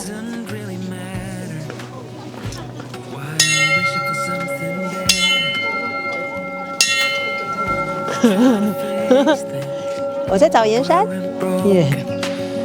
Misunderstandings and words unspoken. We fall apart, and I won't dare to say, do you feel the same way? Maybe you don't wanna know, but you don't see what you have in front of you. Or maybe I'm not enough for you. So maybe I should. 在我后面就是超级无敌美的藻岩山夜景了。我们从5点上来守候到现在。好，那其实这个网络也有介绍，就是说最佳观赏时机上来的时机也是就我们上来这个时间。我们5点搭缆车上来，其实它上来到最上面这边差不多5点15。好，然后那时候天才刚要暗这样子，所以我们又可以拍到夕阳，又可以拍到天黑之后的这个夜景，一举两得。好，所以藻岩山这个夜景，这越夜越美丽，人超多的，只是说这边超冷的。那我觉得这边的观景台超棒的哦，它是360度环绕，好，无死角，所以你每个角度都可以拍。啊。其实我觉得这个肉眼看啊，夜景就已经超级无敌美，很清楚了啊。那望远镜到底能看出什么嘞？我来试看看，100元日币而已。好，试看看。好，这样看，跟进去看有没有什么不一样？哦，真的嘞，很清楚哎，可以看到那个商店那个批，然后那个窗户里面的人都可以看到，超清楚的。哇，我看到全家，真的，哇，好强哦！那个摩天轮，我看到了摩天轮，哦，真的很清楚。哇，超强，连那个窗户里面有人都看得到，那路上有人在走都看得到。哇！哇！看完了，它只有几秒钟还是1分钟？看完了，真的非常清楚，就看到正对面那个摩天轮那边，商店啊、大楼都看得很清楚。哇，超强超强！嗨，早安，我是大人嫂。今天是我们北海道自驾第2天，那我们今天要开车去洞爷湖1日游。好，那从这边开车到洞爷湖，预计差不多2个小时左右。好，那我们昨天把车子开回来，其实停在饭店的特约停车场。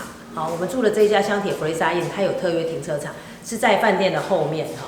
那它还蛮好的哦，就是从下午它可以停的时间是下午3点到隔天早上11点。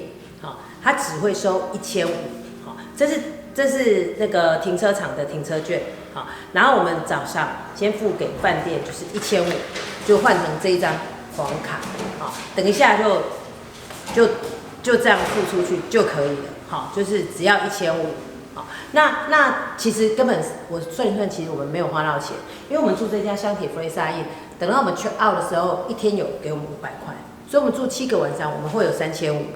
那我们这边会停2个晚上停车，好，所以我们会花3000块的停车，那他会给我们3500，所以我们还赚500，好，超开心的，超开心的。好，那现在我们就要去停车场取车，去洞爷湖。好，跟着我一起走走。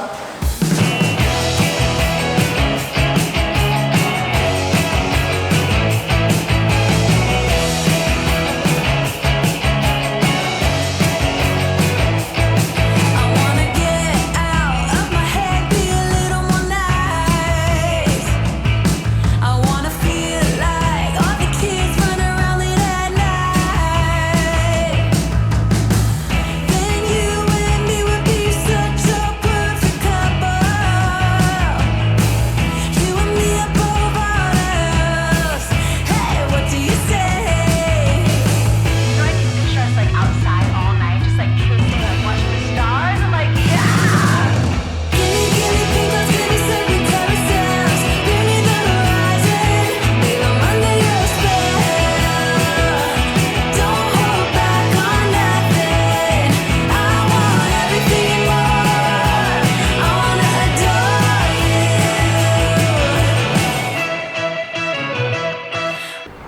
我们抵达洞爷湖了。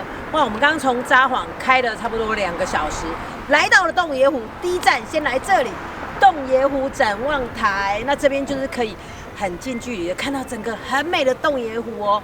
然后它这里还有这个休息中心，好休息，像我们的休息区。好，1楼是贩卖所有的这个 omiyage 伴手礼，2楼是餐厅，好，这边可以休息。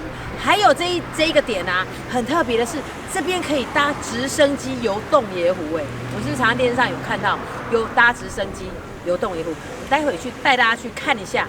好，走，迫不及待要进去了，天气超好的。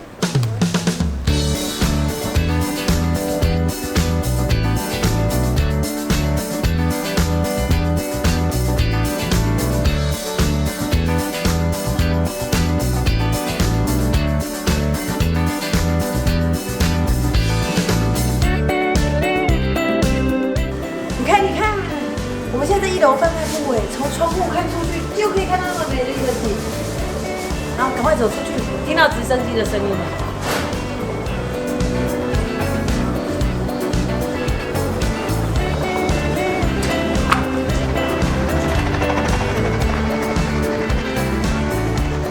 出来了，有够美的洞爷湖展望台。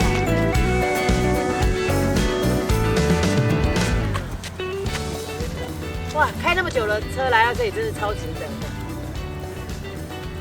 然后这边呢、你看它现在有这个直升机体验，好，够胆量的人可以去搭一下，它游洞爷湖1圈这样子，好，那也有可以那个天鹅船，好，那种踩的天鹅船，好，然后也有游船、汽船，好，就是大的汽船。那我们下午我们会去搭这个游船，好，游湖这样子，搭船游湖。我们先来这里看一下。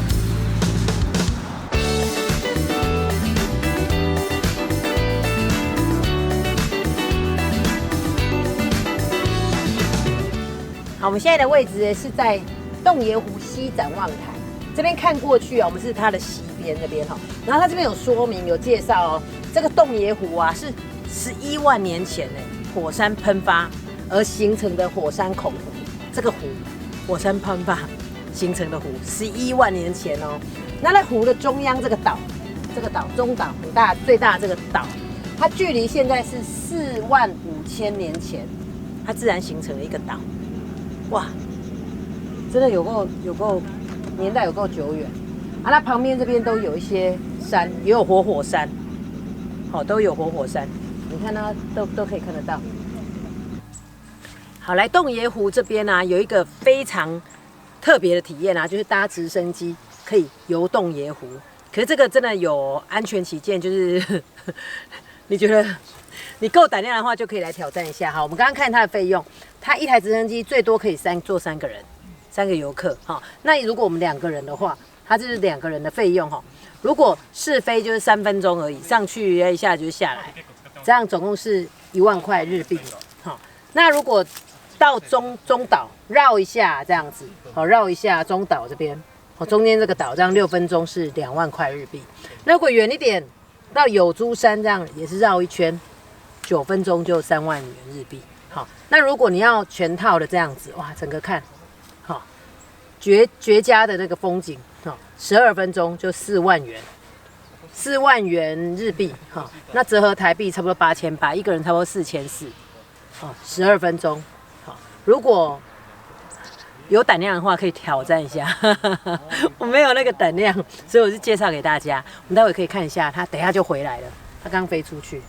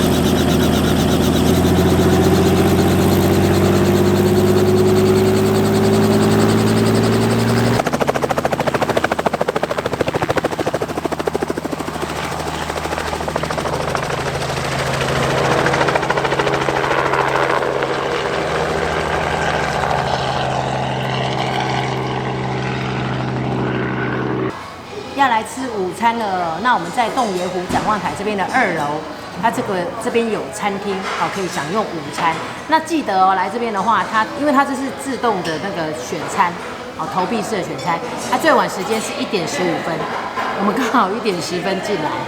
所以我们有吃到午餐，好，那这边有很多可以选择哦。那我们选择这个，看起来还蛮好吃的。大哥，这个是洞爷湖限定的这个和牛咖喱饭，好，那我点的是那个猪肉酱油拉面套餐，好，猪肉酱油拉面套餐，这个是拉面，猪肉拉面，它还有饭，所以应该蛮饱的哈。那我这个套餐 set 这样是1200元日币，那大哥这个是1000元日币。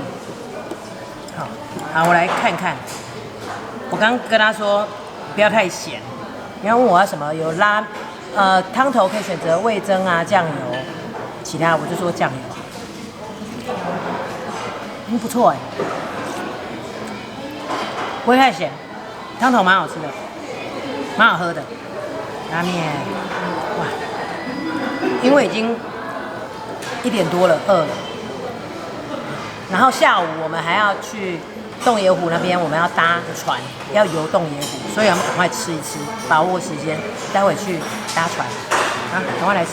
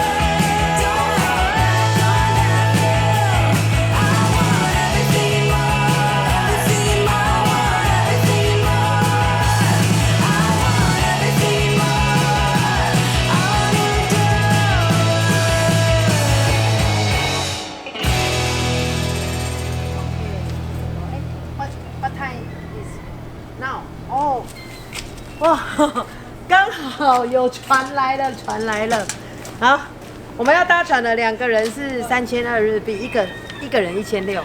好，先去搭船，再说。走。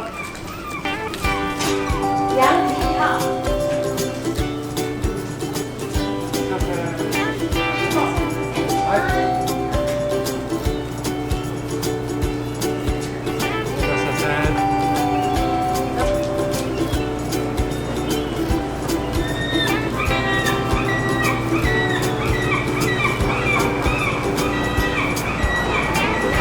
来这里这个搭船要买虾味鲜，因为待会有跟上次我们在京都那个天桥立那边一样，还有海鸥会来。他还会问。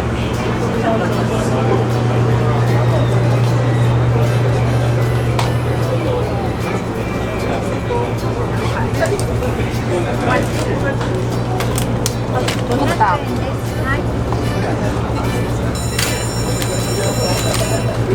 要去喂海鸥。来在这边。鸭子。海鸥来的。它是黑味。哎，好香哦！你先吃。看到没有？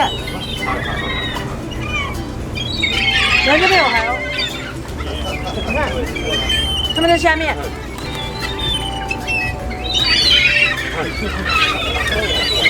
都在吃了。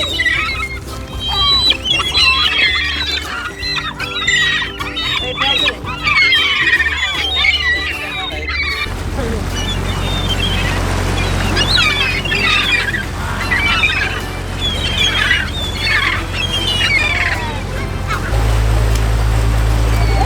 有哎。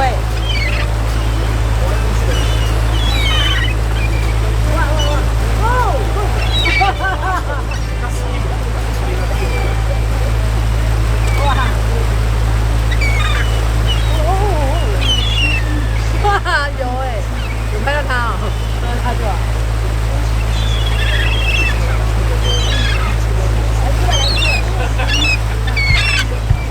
他们来一下，然后就走。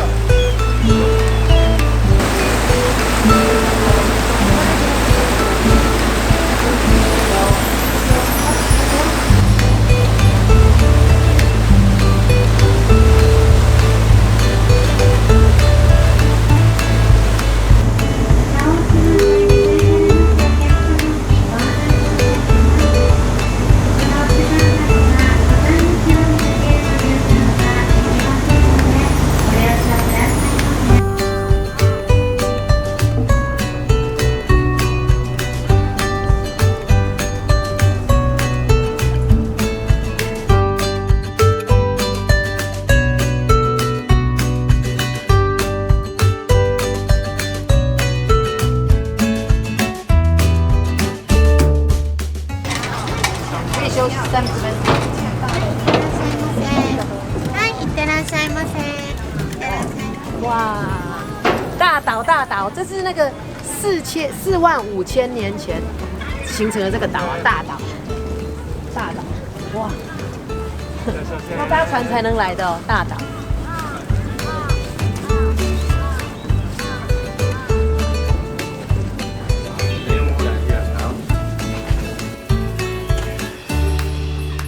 中岛到了，这是洞爷湖上面的这一个中岛，然后它上面有这个深之岛博物馆，好这边，然后待会差不多半个小时还会有船来接，我要不要半个小时来一次接回刚刚上船的地方？我觉得这个就感觉像我们日月潭，我们日月潭也是搭船这样子，不同的岛，好，那只是这个岛更大，然后船也更大，船真的超大的。好，那我们来逛一下中岛深之湖博物馆。深之湖博物馆，它都有时刻表哦，说什么时候船会来这样。刚开了差不多20分钟，抵达这边。哇，超棒的！你看整个这边湖景有够美。好，去逛一下。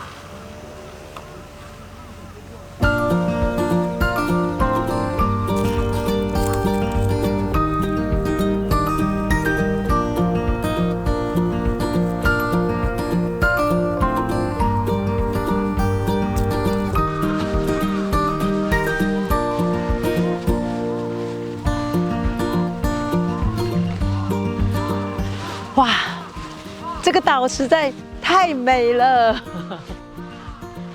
简直是人间仙境、世外桃源哎！而且岛上没有什么游客，人没有很多，可以想象自己是岛主啊！哎，只有自由行可以这样哎，就在这边慢慢的待这样子啊，看山看湖这样。然后它这边很好的是，它半个小时就有一班接驳的邮轮回去那个洞爷湖登船处，最晚一班是4点50，所以你要在这边待多久都可以，可以早上来待到4点50都可以啊，好赞哦，身心灵都超舒服的。好，那这边啊，就是中岛上唯一的建筑物就是这个胡资深博物馆。好，我们去逛一下。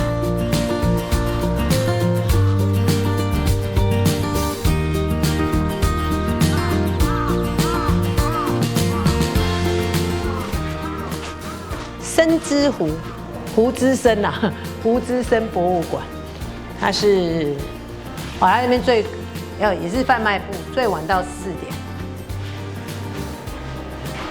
胡资深，洗手间，哦，咖啡厅，啊，就这样。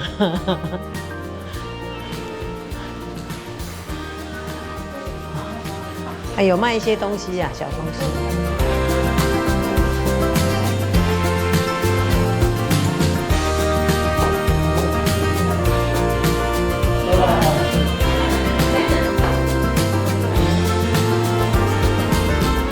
总算找到博物馆在哪里了，原来在这里，中岛胡资深博物馆，他要买门票的，他在门票要进去，其实蛮便宜的，大人一个200元而已，日币。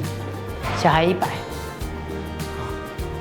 然后他有讲他历史啊、简介这样介绍这边这样，所以有兴趣的可以来进去听啊。但我觉得外面的风景我更吸引我，我们要再出去看一看外面的风景啊，走逛逛。觉得这里最吸引我就是外面这一片，你看草坪啊，然后都一直看到海鸥。看到湖，看到山，超美，怎么看都看不腻。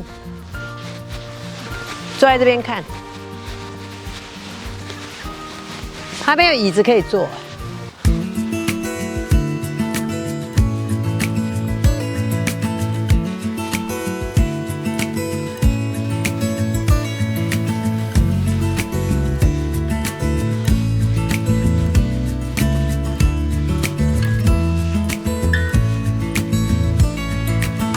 Maybe I never knew what I really wanted, but looking back I can see it's all clear. I'm still a kid trying to act like they all taught me, but nothing makes sense anymore.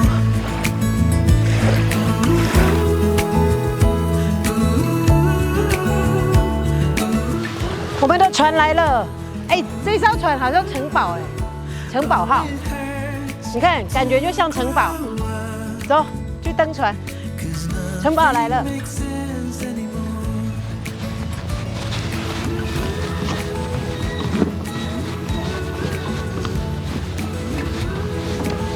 对，它好像有两种船，一种刚那个羊蹄号，一个是城堡号。你看这一艘更大，哇，海鸥也来了。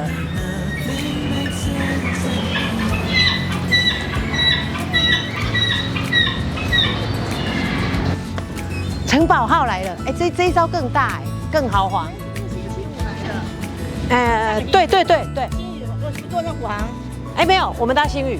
星宇是星期六。星宇有星期五有，可以待709了，超大。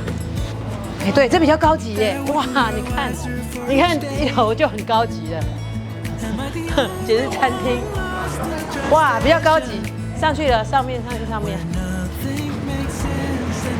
好，这台比较高级，果然城堡号就不一样，可以容纳709人呢，超大。我们简直是包船的形式，有3楼可以上去。刚那一艘是两楼而已。哦，甲板，好高级哦，高级哦，快点！哇哇，你看，真的很像城堡。哇，一眼望去，这边实在太美了。嘿，还可以再上去哎，最上面。哇，还有再上一层。哇，这果然很豪华。哦，看到会不一样。哦。很高视野就不一样哎。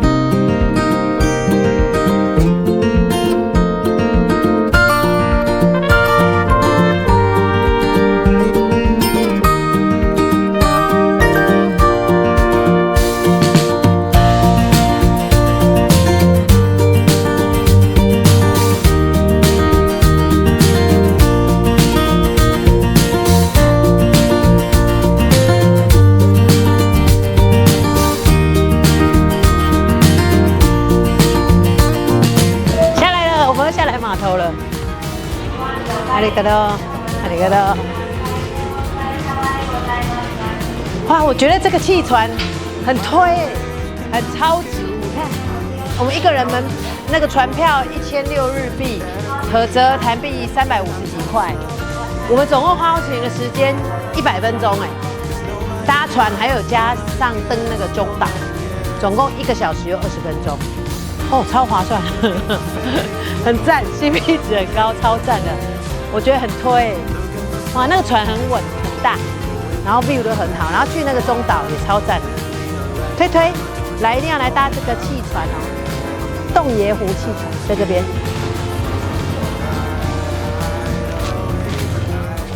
我们现在在的点呢是来洞爷湖必拍的打卡点，就是这个相框，很像我们伯朗大道的相框。好，那这个相框啊，你看出去就是整个洞爷湖，还有一个很重要的是，你看有没有看到像富士山？我们刚刚开车来，沿路一直看到富士山，这是北海道的富士山，就是羊蹄山，北海道的富士山。哇，尽收眼底，还有海鸥啊，还有汽船，所以来这边一定要拍照打卡一下。好，我在洞爷湖。好，在洞爷湖啊，除了像刚刚我们可以搭汽船游湖之外啊，好，那这边还有不同的选择，就是可以搭游艇哦，游艇环湖，也可以踩这个天鹅船游湖，好，那上面都有价目表，好，让你看，说像这个游艇是你要小圈的还是大圈的，都有写得很清楚，所以来这边有很多不同的选择，还有连搭直升机都有，上山下海都有，超赞。好，再逛逛。那我们现在在的地方啊，就是洞爷湖温泉区。好，然后它有很贴心的哦，就是有这个免费的，你可以泡汤、泡脚，好，泡脚区。好，这边洞龙之汤，洞爷湖温泉。好，它夏天的话是到现在10月是算夏期。9点开到晚上10点，好，然后冬天的话，早上10点到4点，好，就这边有开放这样子，好，11月到4月是冬季，好，可以免费泡汤哦，泡脚，啊，这个泡脚区好贴心哦，你泡完脚之后脚湿湿的怎么办？它这里有投币式200块日币，好，它就可以买毛巾擦脚再擦干，所以可以自动贩卖机买毛巾擦脚。好，所以逛累了可以来这边泡脚。好，再逛一下。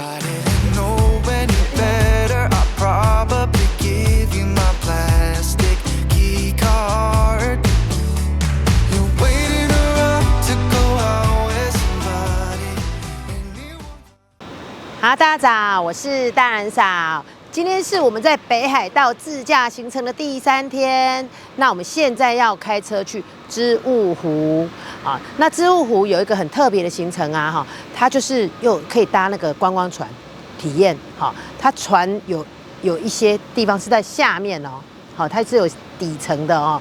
那可以看到鱼，水中湖中的鱼啊，很特别。希望我们可以搭到观光船。那边湖色很漂亮哦。好，那从我们现在住的这个札幌博野这边开车过去，将近有差不多1个小时的行程的路程。好，那现在就跟着我们一起开车前往织物湖。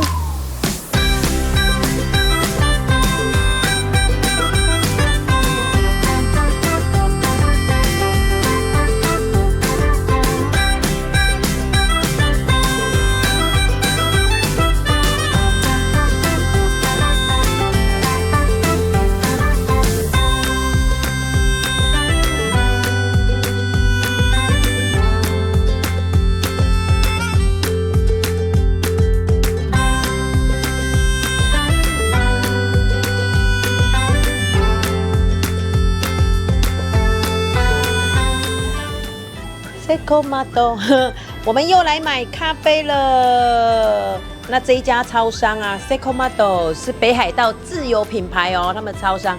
那它是那个橘色的，然后外面是一只鸽子，我就说鸽子超商。我连续喝了3天呢，他们的咖啡好好喝哦。他们的 latte 是北海道鲜乳，超好喝。这样一杯哦，latte 热 latte 才140元日币，差不多30几元。小小一杯，但是超好喝，真的。每天我们开车经过就来买 Sekomado， 推荐给大家，要来买这热腾腾的 latte 咖啡，超好喝。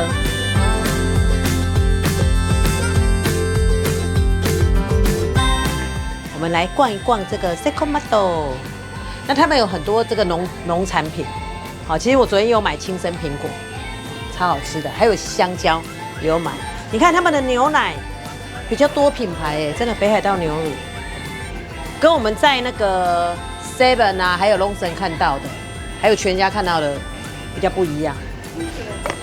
好，很多哦，还有他们热食便当，听说也很好吃，但是现在还没有到吃饭时间，我们就没有买。我们每天都来喝 Sekomado 的咖啡 latte， 超推。好，要继续开车前进织物湖。ありがとう。在哪？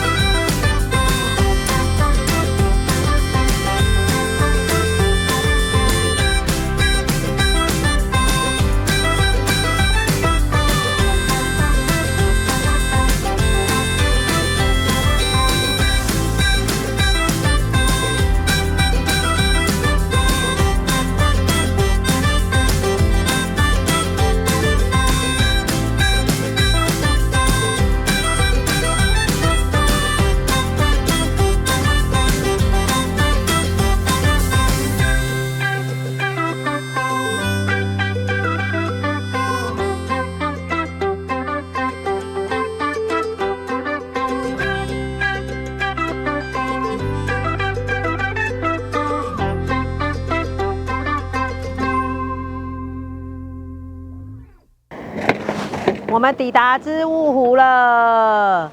那我们的导航啊，就设定这个织物湖的这个游客中心，好，就到了。好，那这边的话是有提供这个停车场，要收费的停车场，一次是500元日元，哦，所以其实还蛮便宜的，就停一整天都可以哈。那我们刚刚从博野，哦，札幌博野那边开车过来啊，开了1个小时的车程哈，走的是453国道，他们的453国道有点像我们的省道，然后沿路的景色非常美，有一度我觉得很像我们的北横，对，真的很美哦。然后刚刚最后一段已经快到这边游客中心的话，有差不多6、7公里是沿着湖面开，非常好开。然后重点是景色超美的，所以超值得。我就开这个国道比较不用开高速公路，开这个就是他们的国道，真的我觉得比较赞。好，那我们要进去了，太好了！今天游览船有开，因为今天天气非常好。好，走，进去。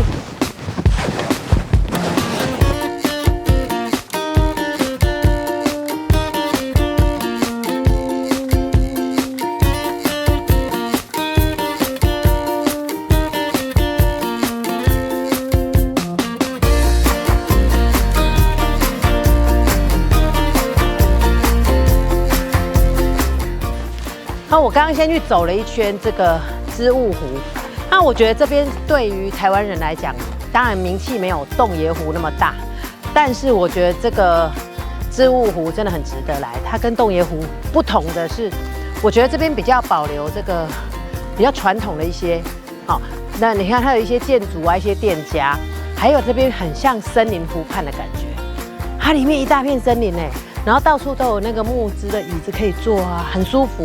然后感觉比较幽静，真的来就知道了。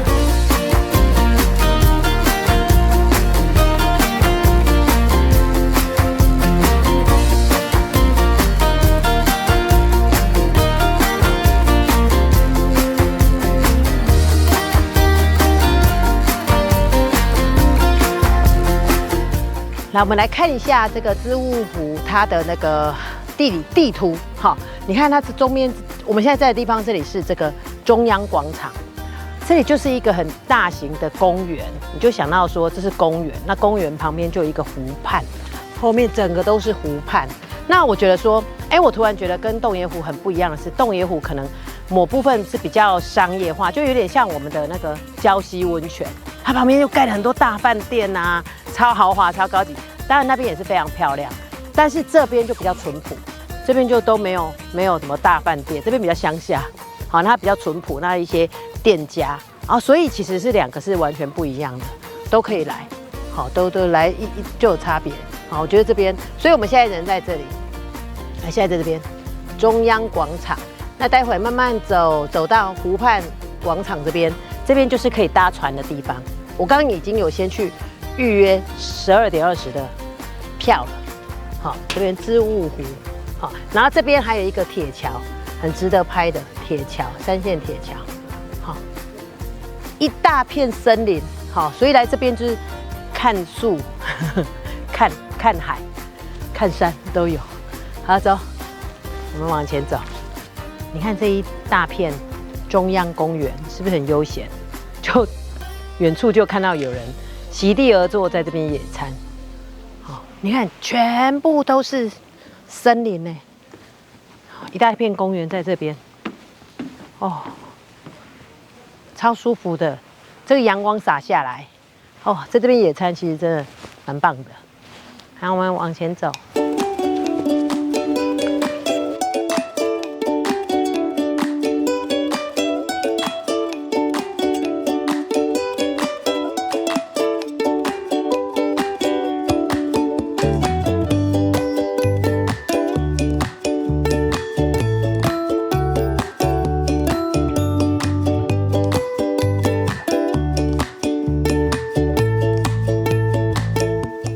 你看，在这边可以很清楚的看到织物湖，然后这边有它的介绍。那它跟洞爷湖其实都隶属于支笏洞爷国立公园，因为这里很大一片都是那织物湖它是差不多4万年前也是火山喷发形成的美丽的湖泊。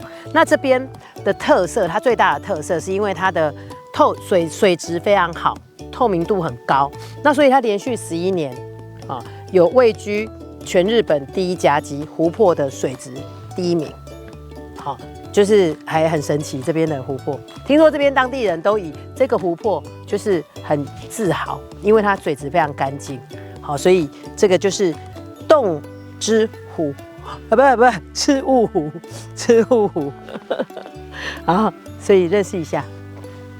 好，那我们即将要去搭船了，走。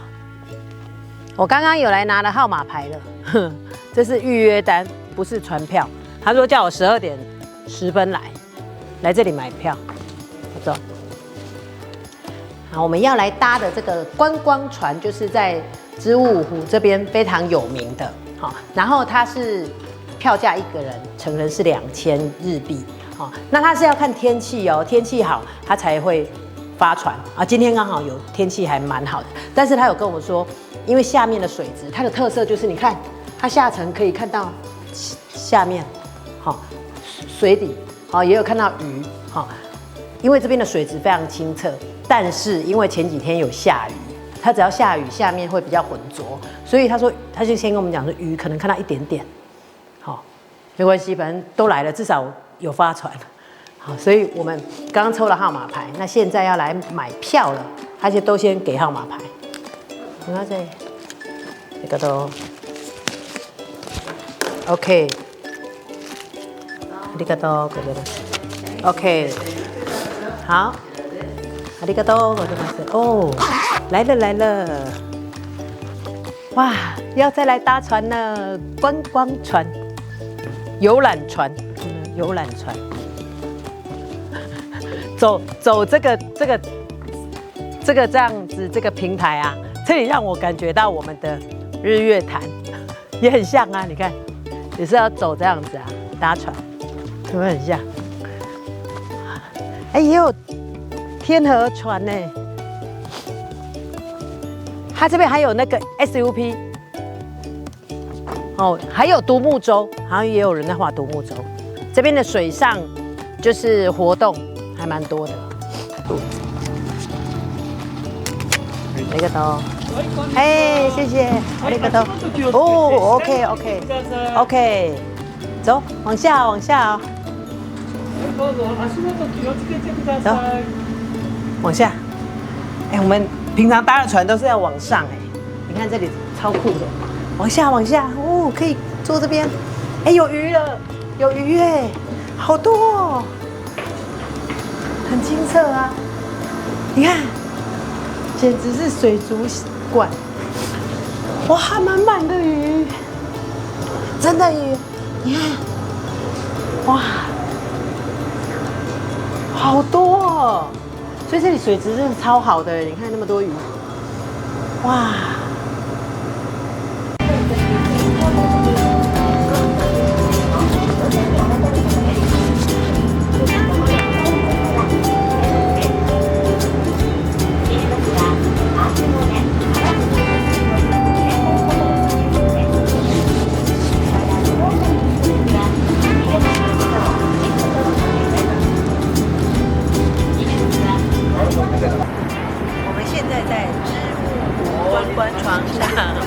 那因为它启动之后啊，那刚刚有讲，我们搭船的时候，他跟我们说今天水质比较浊，所以比较开出来之后就没有看到鱼了。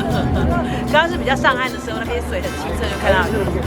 所以它开出来游湖的时候啊，我们就上来楼上这个甲板这边看这个湖面的风光。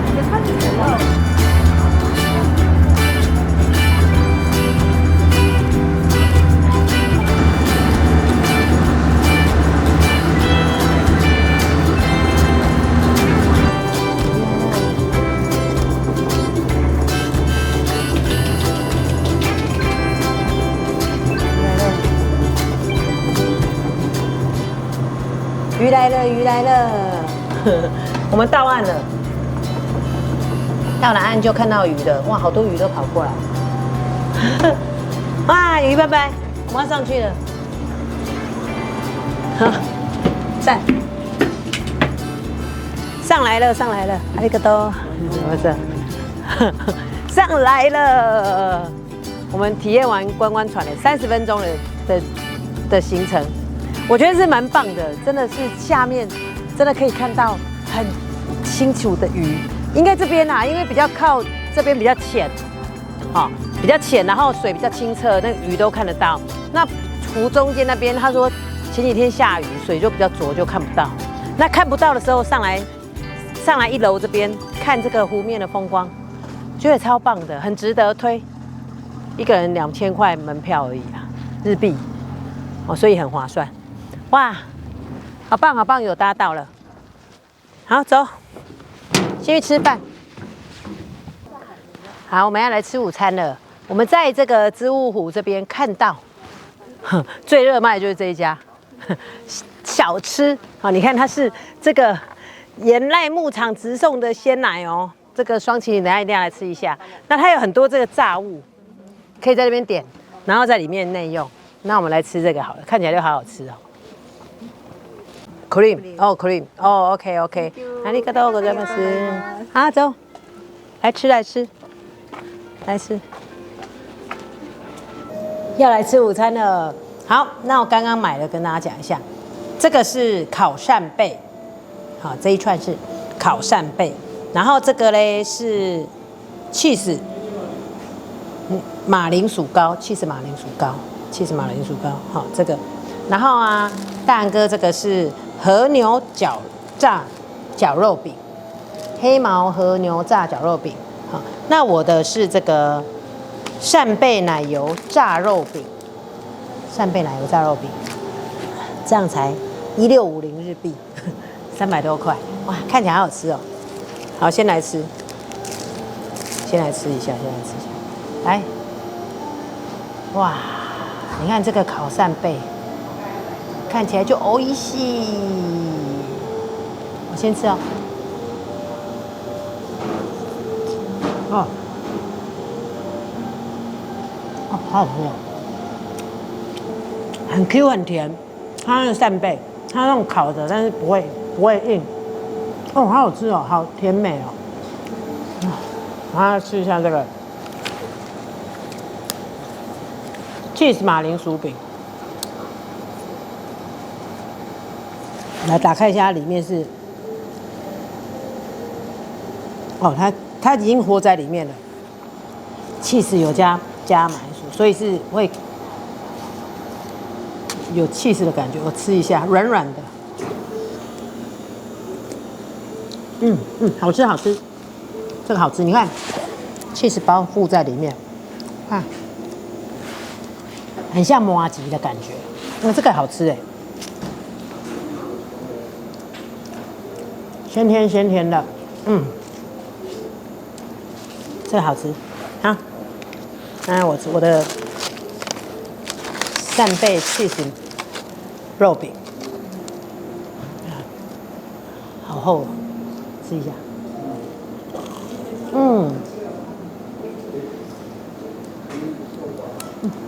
都好吃。我觉得都好吃哎。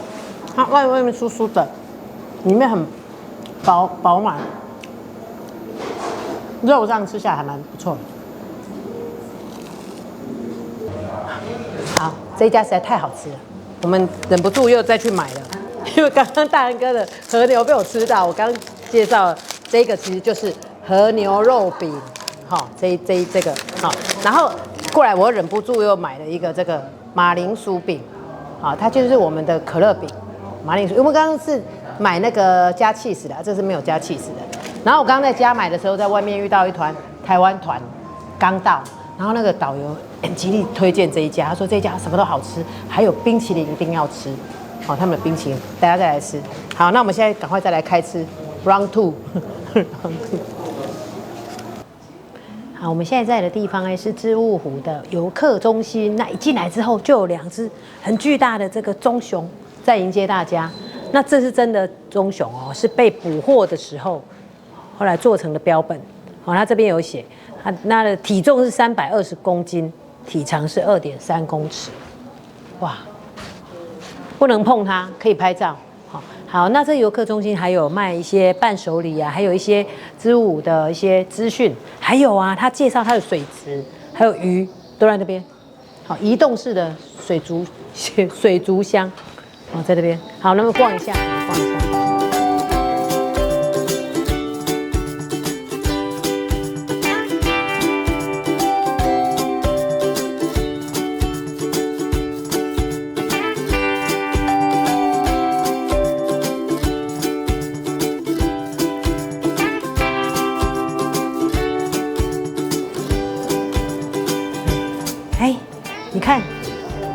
这个鱼缸这个样子就很像我们刚刚在搭那个观光船，它底下我们看到的鱼，刚刚的鱼全部都是这个点点的这个叫做山池亚罗鱼，这个缸底下的船底下的就是这个，超多的，满满的都是这个鱼。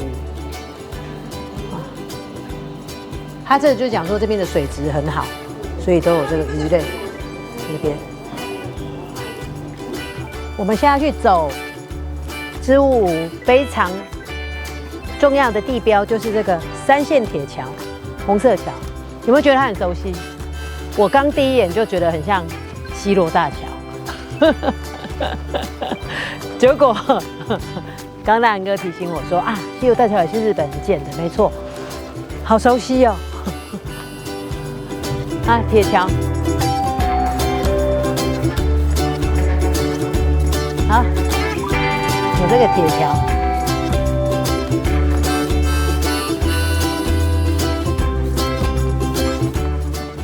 哎，独木舟是在这边呢，刚刚是独木舟没错，有很多人在那边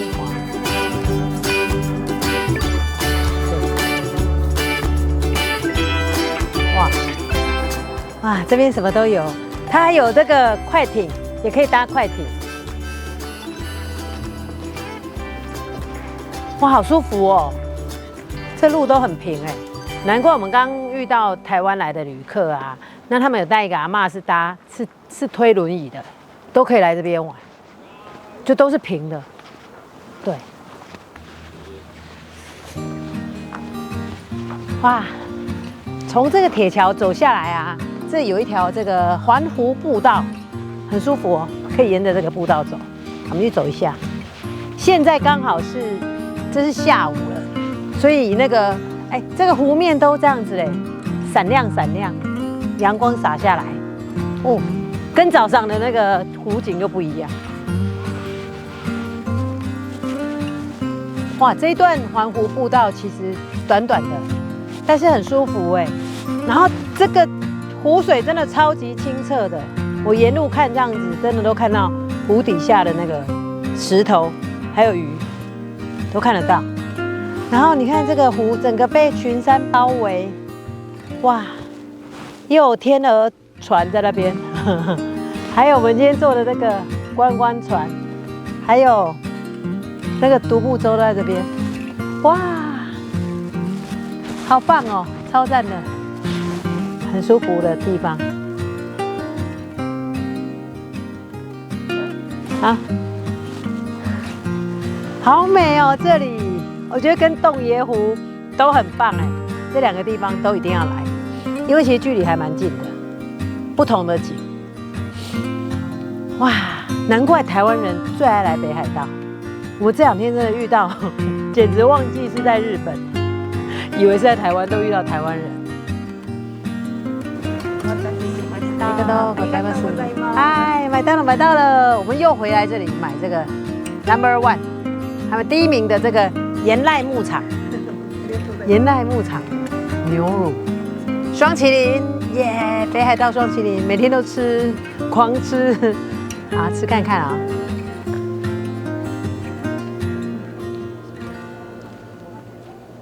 好吃，真的好吃，好香啊，香浓。香浓醇，必买的人气第1名。它刚好好多人在那边排队哦，买这个北海道牛乳冰淇淋。啊，交车了，就走。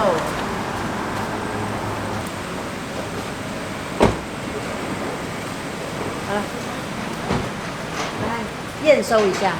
我们的车子好，还车手续完成，只要3分钟，超快速的。然后这一次我们租了3天呐，哈，我们没有上高速公路，所以 ETC 没有扣到任何钱。好，然后我们这3天的里程数总共跑了392公里，哦，跑蛮长的嘞，蛮远的。好，但是加油哦，我们只加1次油，加油费只花了4728块日币。折合台币差不多1000元而已，所以这个 Toyota 车真的超省油的。然后我们这一次的租车的成本是27200日币，那加上加油的钱，这样折合台币总共花了7000块左右。其实也蛮省的，租车6000，然后油钱1000，这样3天，所以其实真的还蛮划算的哈。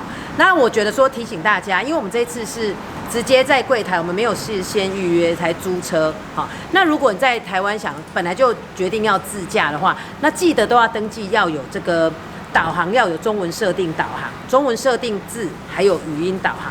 因为我们这次它的语音没有中文的。所以我们都弄我们自己的 Google 导航。我觉得就这个提醒大家，还有我觉得自驾就是要记得左边，就是要靠左车道，我们是左车道这样子。然后那个方向灯那个键盘，这个方向灯的转钮跟那个雨刷是跟我们台湾不一样，就这样子。我觉得差不多提醒这样子。我觉得在日本自驾蛮轻松的，推荐给大家。好，那我们就下次影片见了，拜拜。